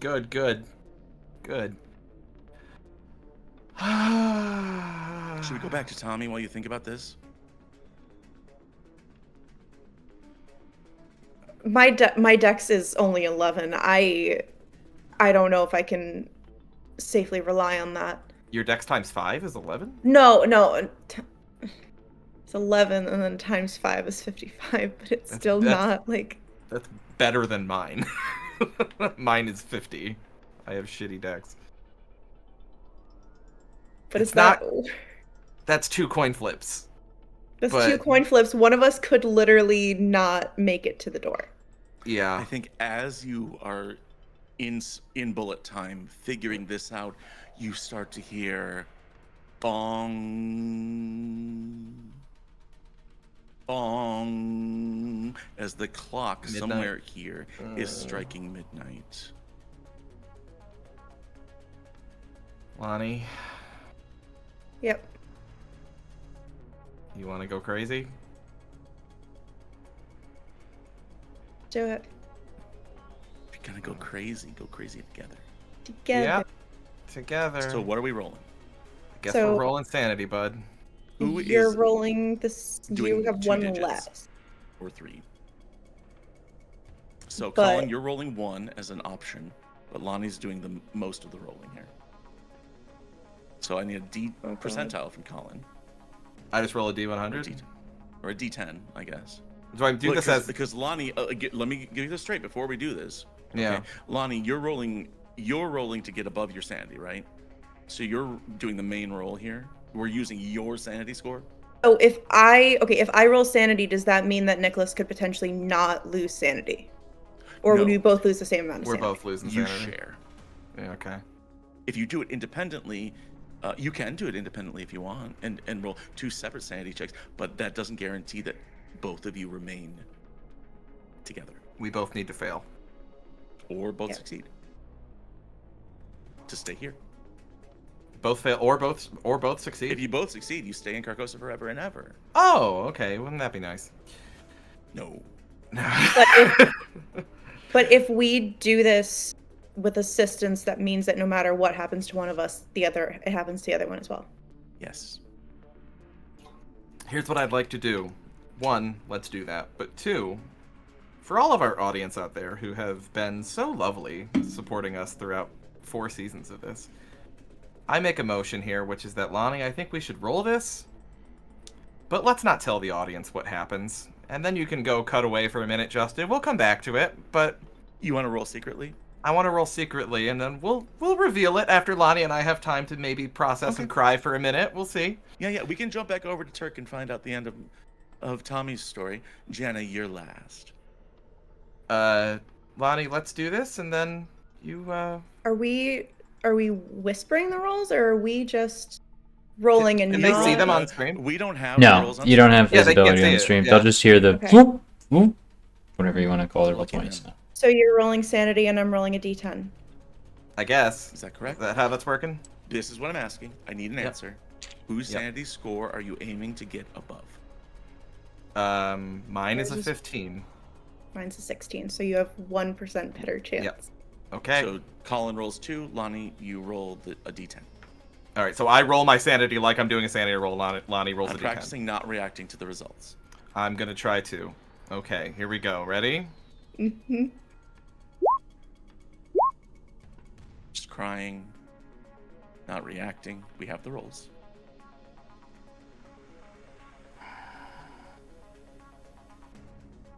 Tommy Fornetti.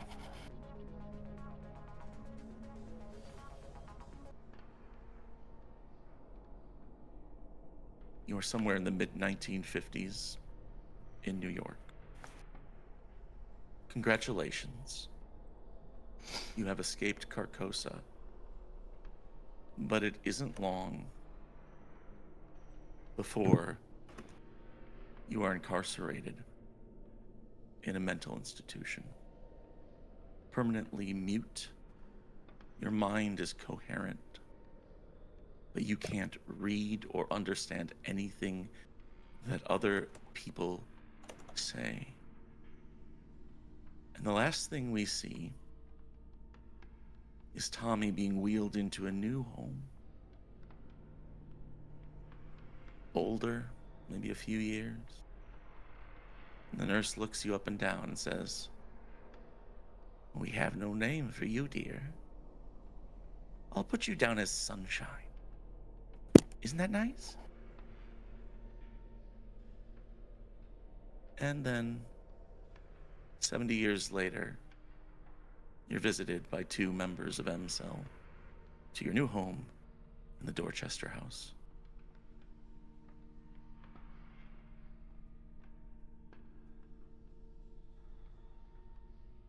Gianna. It's midnight, and the crowd is ecstatic with anticipation as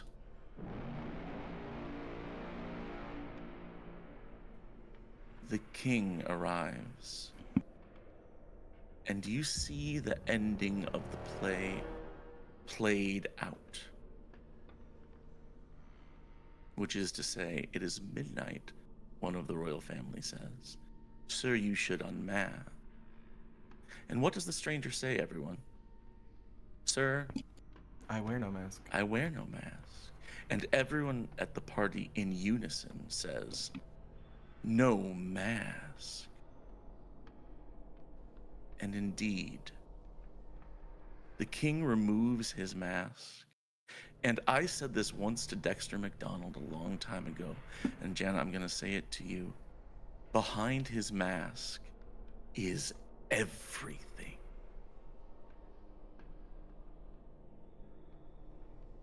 But it doesn't end. The king sizes you up, considers not only that you are still here, but all of the things you've done to create chaos and push the button and fuck around and find out. I need you, Jana, to make me a very important sanity roll from the unnatural. Okay. A 90. A failure. Roll me a D100.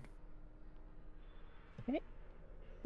As you see the king 92. unmasked, you lose 92 points of sanity. Well, it definitely brings me down to 0. Good. The king takes the mask and reaches out and places it on your face. Marianne, the young girl, an immigrant, leaves Barbados. Along the way, Deborah Carver gets in there somehow. But now, you're neither. You are the king in yellow. And the king is you.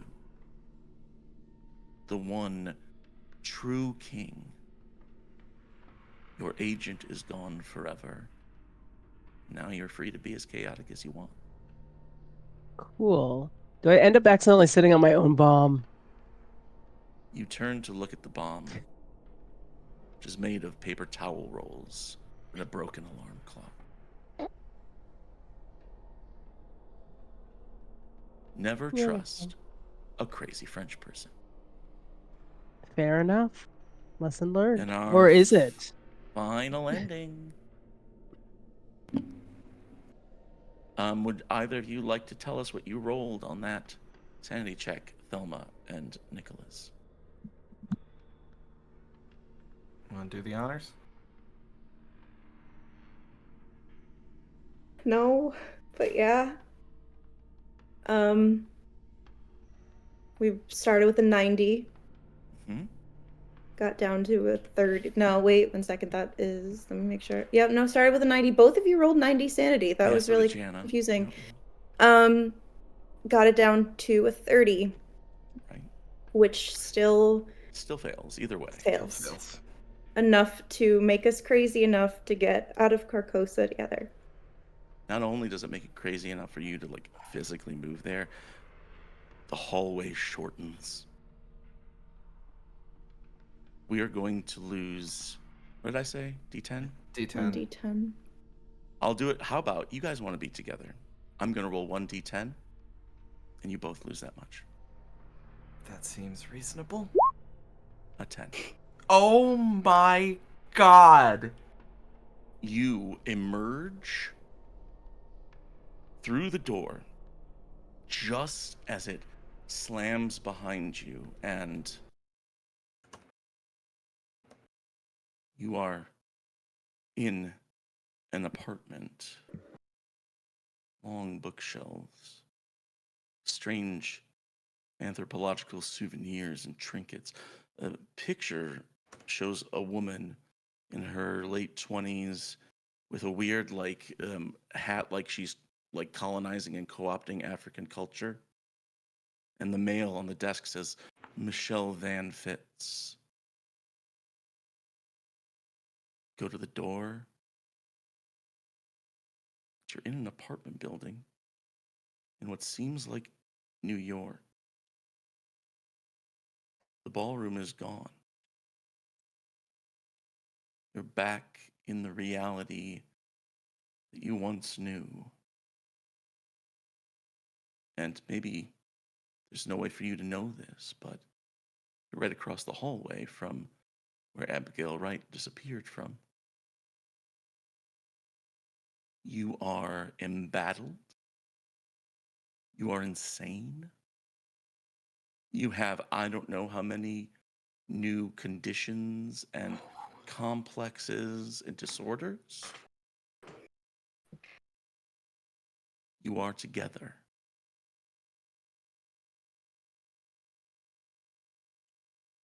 But you're done. Moving forward, the two of you, unless you seek out the forces of Carcosa or the King in Yellow, the King is done with. And you have no need to pursue him further. Similarly, neither of you ever hear from Delta Green. Thelma never again. Nicholas never for the first time.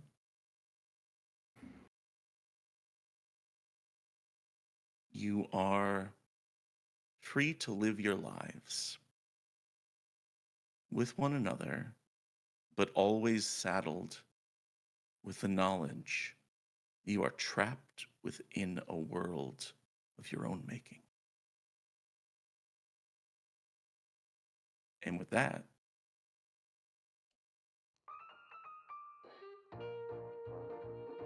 our story comes to a close. I did it. Nicholas and Thelma together. Tommy escaped the night world. Jana got to be crazy.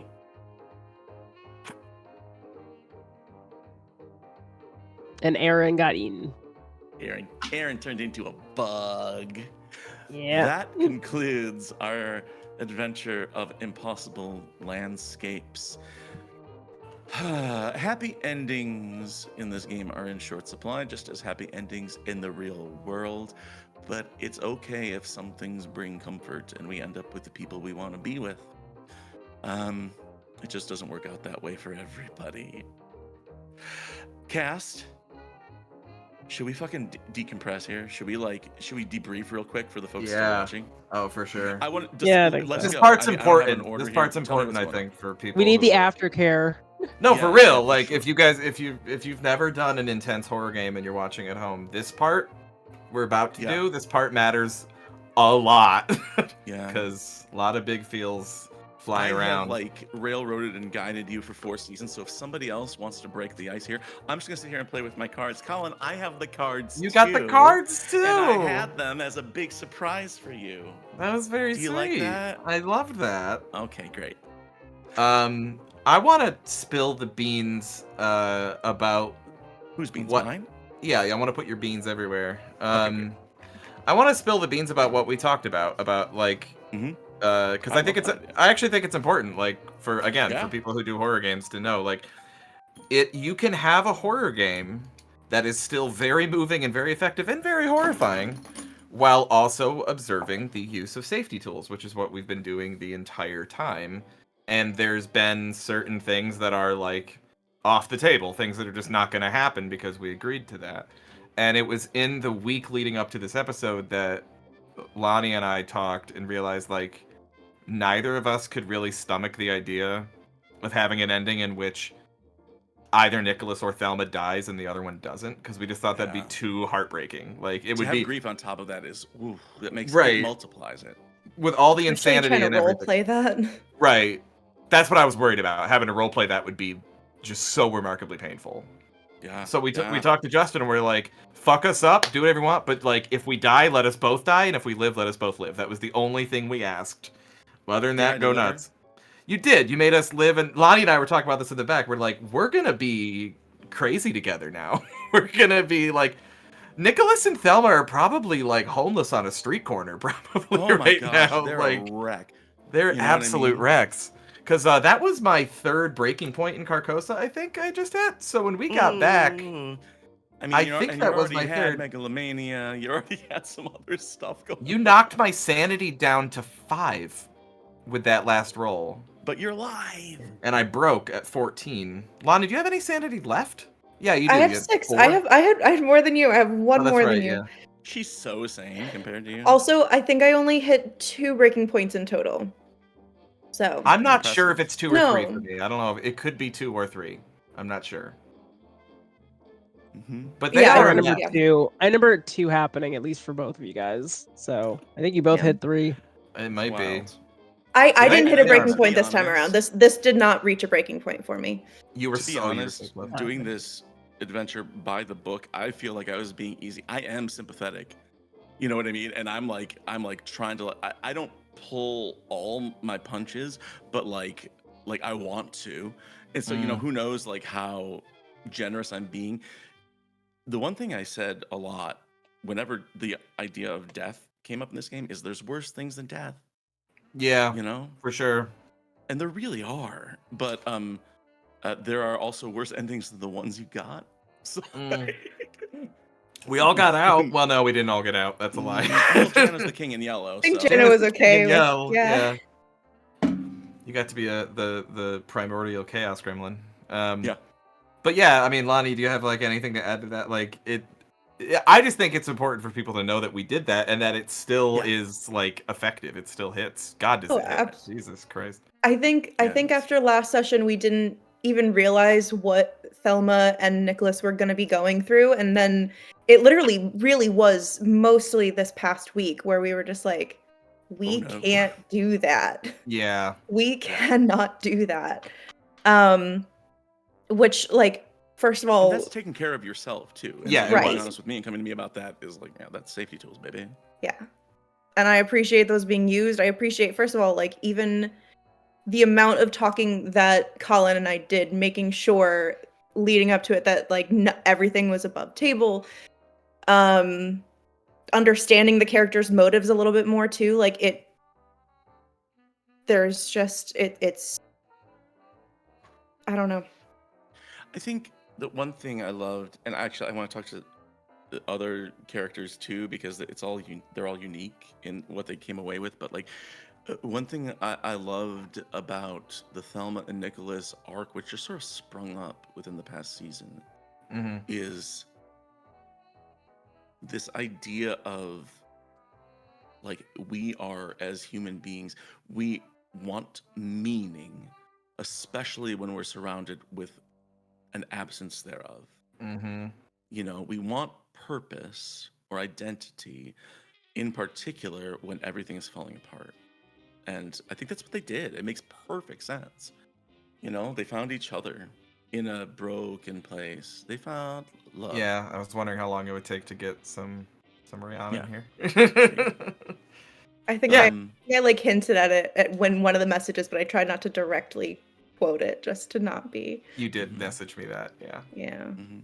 But yeah, it makes sense. I gotta talk to Turk. Yeah. Oh my God, Sunshine. We met Sunshine back in season 2. Yep, I remember. As an androgynous, unrecognizable person who was mute and could not communicate, and all of these things. And they seem to recognize some of the agents and stuff like that.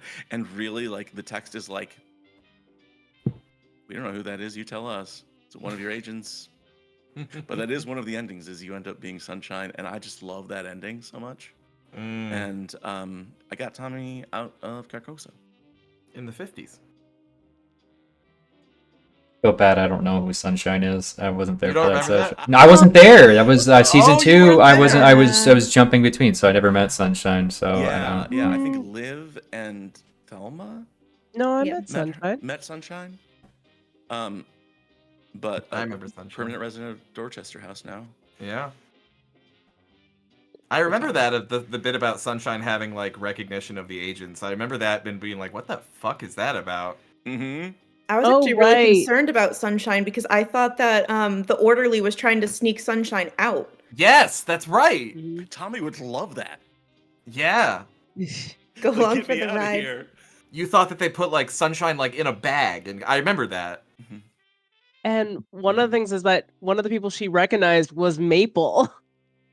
Yeah. Damn. Makes sense. What?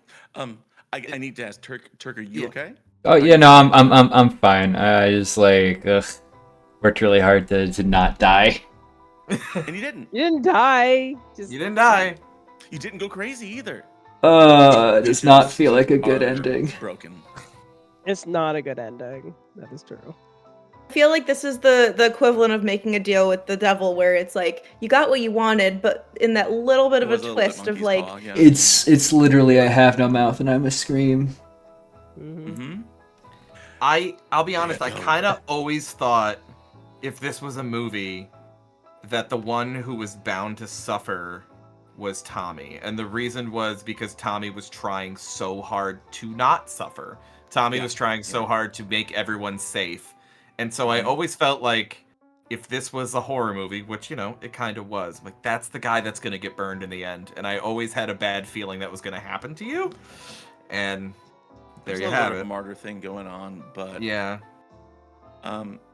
yeah. Poor Tommy. Yeah, it happens. I mean, I basically did it because Lonnie came to me beforehand and said, one time in Call of Cthulhu, Turk made me not able to breathe. Yeah. And so if you could do something that traps him in hell forever, Mm-hmm. I said, okay. that's me. That's Lonnie. That's- Lonnie's like, The That's the- sadistic Love. girlfriend, you know, have to get payback. Turk, talk more, you big stoic I man. can't. I don't understand language. But like what?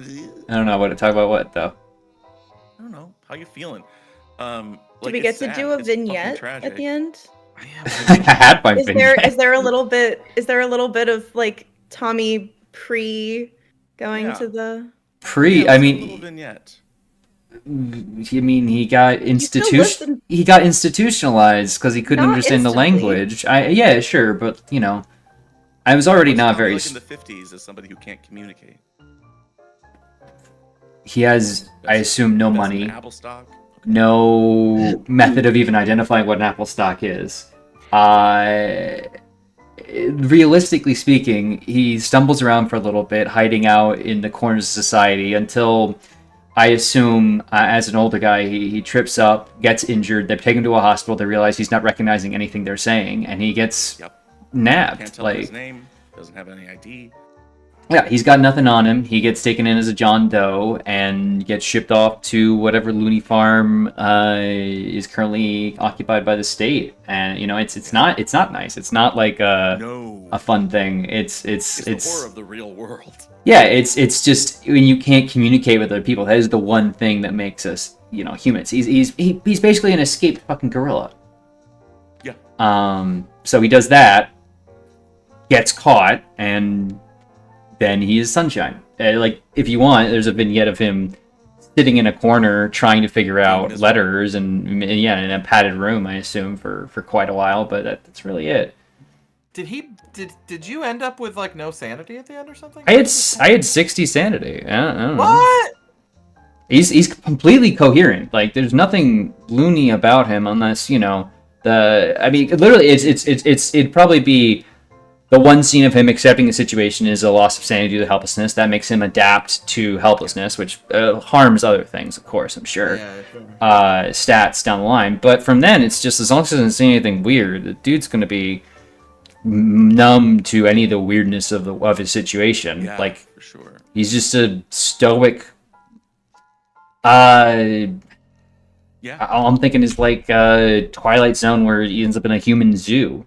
It's just no way of communicating to anybody, and sitting in a little cell. A bunch of doctors come around and probably poke and prod and explain to their students in a language he can't understand, that he can't understand them, and he looks at them and tries to communicate through other means. And I don't know, maybe he was good at that. I mean, that's his secret. It's not a happy ending for Tommy. No. No, for sure. No. What about for Turk? I'm fine. I mean, it's a horror game. It's not gonna, like we said, it's not gonna end well. I feel like I got so close. Like I was so close to skipping my way into a halfway decent ending where Tommy just got to go home. You know, because that was his whole thing. Just get as many people home as possible, get in the bad situation and get out and through. And it's like, Hey, the fact that half of the team well, 3/4 escaped is wild. That's pretty good, You know? but I don't know if we can count 5 and 6 sanity as Yeah, no, we're not escape. doing good. You know, you We're got not doing ravaged. good. It's You got ravaged. Yeah. Hey, I love you, Turk. I love you too, Doc. Don't worry about it. I'm you know, You're processing. I'm looking at the entirety of this and like wondering theoreticals. But yeah, I mean, I stick with my headcanon that Lonnie had that you get smuggled out of the Dorchester house in a bag. there you go. To where, who knows? But because I didn't pack wee woo lights. I forgot about woo woo lights. It's all because of the woo lights. All because of Oh the man, I lights. missed the woo woo lights. Really quick, I want to check in with Her Majesty. Yes. Our Yo, queen. Queen in Yellow. You know, that kind of means with the whole timey-wimey bullshit that I just did that shit to you guys, so Yep. you're welcome. That's true. You Just fucking all- asshole. Yep. It was me all along. Jana, how are you feeling about Marianne's ending? I'm feeling alright about it, considering the fact that I, unlike everyone else in the cast, I had no plans. Like the true chaos gremlin I am. Mm-hmm. And that's There part of the were reason no I was like, plans. okay, you know, there's lots of endings in the adventure, and mostly they're like choice, right? Sometimes it's like what you roll and things like that, but mostly it's like one of the agents, this happens to them, another one, this happens to, you know what I mean? Mm. And so I was like, what fits Marianne? It's like, well, she's dead. She's not going back to the real world. Being consumed by Carcosa is final, but it's also kind of like, meh, you know? I was like, and I was like, and then I saw that one, and I was like, I think she'd make a good king. I was not Marianne's- expecting that one, to be fair. That was like not know, on the and that's list of why I did things. Yeah, that was not on the list of things that was gonna happen. I think she's a kind, benevolent, and completely insane king. I like how that kind of worked though with what you had said in I think the last episode where was it Abigail Wright who said to her like, no, like you're from here, like you are from It here. was and... the guy who gave us the masks. He's the Yeah. one who told me that I was from here. Ambrose. Ambrose Yeah. was like, "Oh, you're from here. You knew that, Yeah. right?" And you are. You rule the Mhm. bitch. Apparently. You're from here. You in charge. The first thing I'm gonna do is dismantle that royal family. Yeah. There you Violently, go. Get violently 'em. and into pieces. I mean, that is the end of the You can do it play. over and over if you want. The end of the King in Yellow does entail the horrific screams of what was her name? Camilla. Matilda? Yeah, Camilla reverberating through Carcosa. Oh, So perfect. Oh, then. all right. I'd forgotten.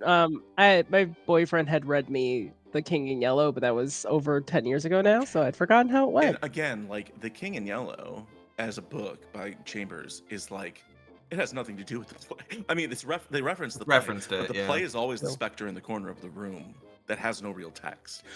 And running it, that's one of the hardest parts is of running this. It's like one of the suggestions, like, and then they act out the end of the play, The King in Yellow. I'm like, I don't What's want to write that? a play. You know, like I got stuff to do. That Let was it be cool, known though, that I You get Take bits them and out. pieces of it. you brought in one of the few bits of text that you get in Robert Chambers' The King in Yellow. Unmasked. Unmask. Yeah, sir, I wear no mask. It's one of the only lines I knew off the top of my head. And Yeah. that was cool bringing that. when you said that I was in the party all alone and I was about to say something and then we cut over. The thing I was gonna say Yeah. was along the lines of that Marianne was standing there was just gonna be ready to take off her mask at midnight.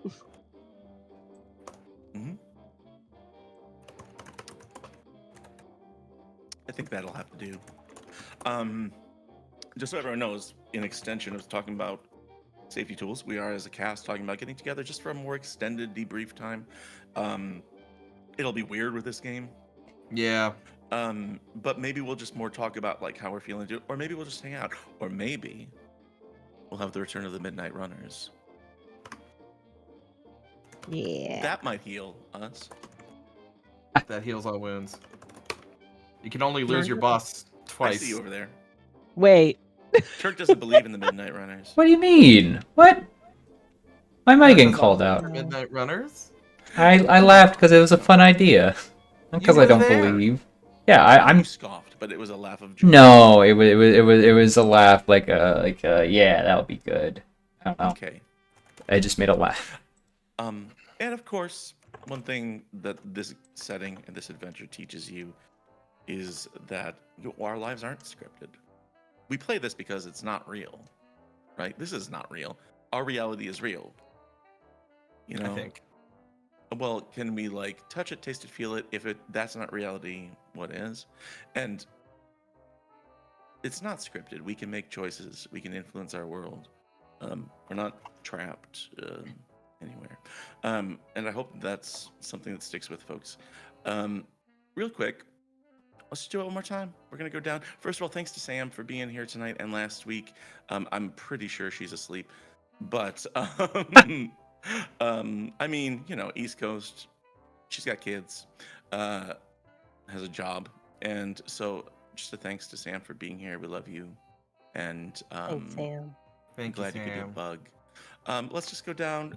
Turk, anything folks want to know before you say goodbye? And you can say no. Just say I'm Turk. Oh, I mean, yeah, no, I'm Turk or Turk Exented, in the various big blue sky of the internet. I have been Sunshine, and Yeah. if you want to see more of me, until further notice, I think all my shows are on Neon Lights Roleplay, where I will be running Oathsworn and Tears of Divinity Fading Chronicles. So check me out over there when you get a chance. And make sure you support the people you see on your screen here. They're all incredible. Turk, I love playing with you. I don't have to say anything else. I mean, you're just great. And you know that. You know how I feel about that. I'll play with you anytime. And I would play in a game run by you anytime.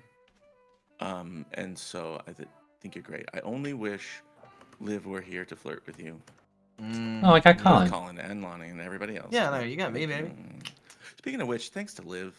Oh Thanks yeah, to, thanks, also Liv. Casa, who's underscore Wildling, for being a part of season 1 and bits and pieces of season 2, and we love them too. They were a big part of this. Let us go over to Colin. Colin, What's up? Colin, I love you so much. You too, baby. Got anything else working? Got anything cooking? Nah, man. Gonna be running some Fabula Ultima off stream. Lonnie's gonna be in that. But nah, man. I mean, I'm just gonna tell everybody to go play horror games. Although I'll be honest, the reason I'm playing Fabula Ultima was because the world is kind of like game. it totally is. Like the world is Yeah. horrific enough, and like It's a Fabula- JRPG world where your abilities directly influence. yeah, like events. it's right, yeah, and where where all of the main characters are like pure of heart and want to make the world better. Like I And purposely very wanted attractive. and everyone's hot. Yeah, everyone's hot Yep. anime babes.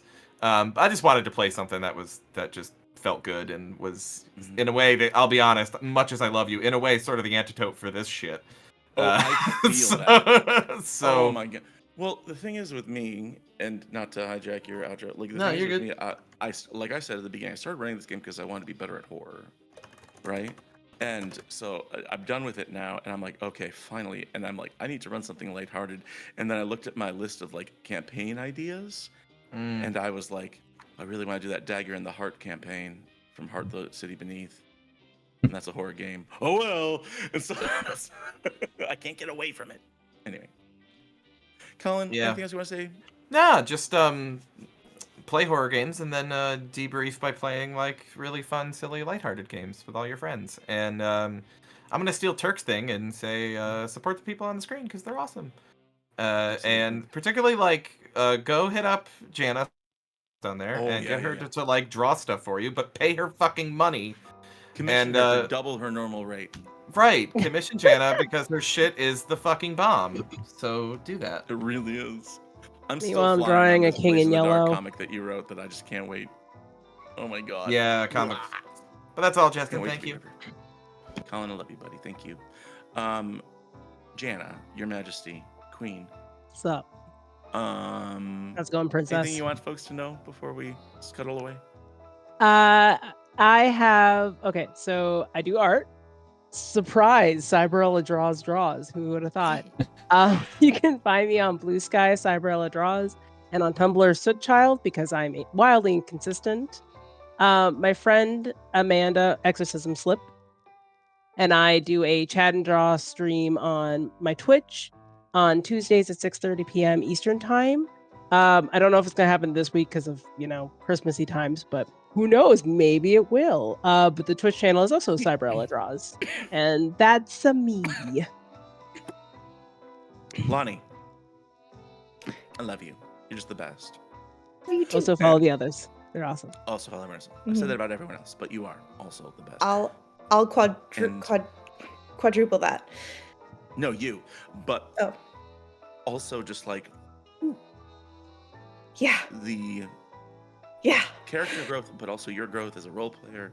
And this past season in particular has rocked me to my core. And so I'm honored to have played the game with all of you.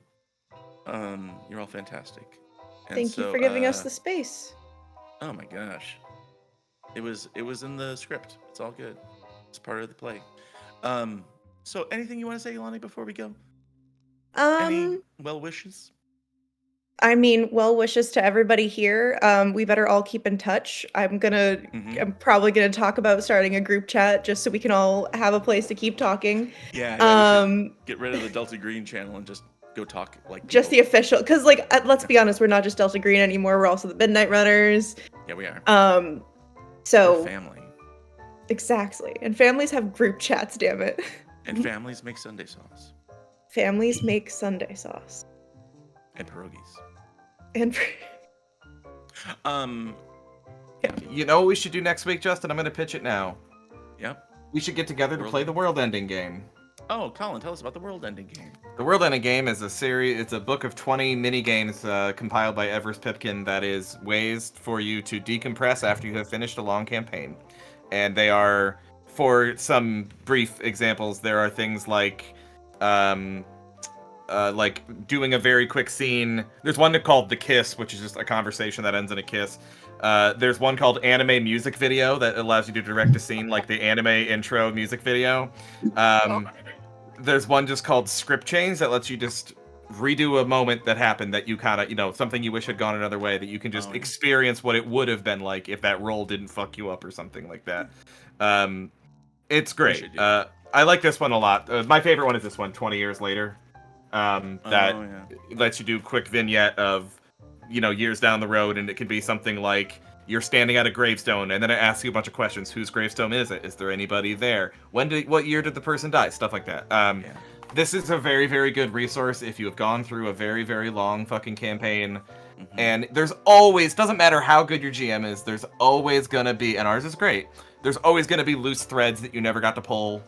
And things that were unresolved, and this just helps you resolve those things. And it honestly is good because it helps you kind of shed that character. Because when you've been in a character for a long, I'm gonna have Nicholas in my brain for a while, along with Dexter and Magnolia. Yeah, it's crowded up in here, man. God, I hope I don't have Marianne in me anymore. I don't need. That's enough. Now Maple was good. Marianne is too much anger. But yeah, try it out, and I think we should get together next week and do that and decompress, and I think it'll really help, because this is gonna sting for a little bit. Just mostly, and there's a little bit of grief that comes with it. Yeah, it's part of life. But I'm grateful at the end. So I'm grateful for this cast. I'm grateful for this game. I'm grateful to Arc Dream Publishing, who published it, and this, Dennis Detwiller for writing it, and also for their support. Like even all 4 seasons, whenever I tagged them, they would repost stuff. They would send us visuals to use, all sorts of things, and they made a great game. I'm probably going to be playing more Delta Green soon. I know that some friends on different channels say, come over to our side of the fence and play. So I might be doing that. Might be starting a new campaign. I don't know for sure. I know in March we'll be picking up that Fallout game again. I think over on Enchanting Sorcery, and there's some other places too that I might show up. But hey, you at home, thank you. Thanks for being here and for chilling with us all 4 years. And happy holidays if you're celebrating this year. And if you have a stocking, I hope the King in Yellow doesn't get to be anywhere near it. Until we see you again, bye. Thank you, and just stay away from the books. Don't read. Bye. All books.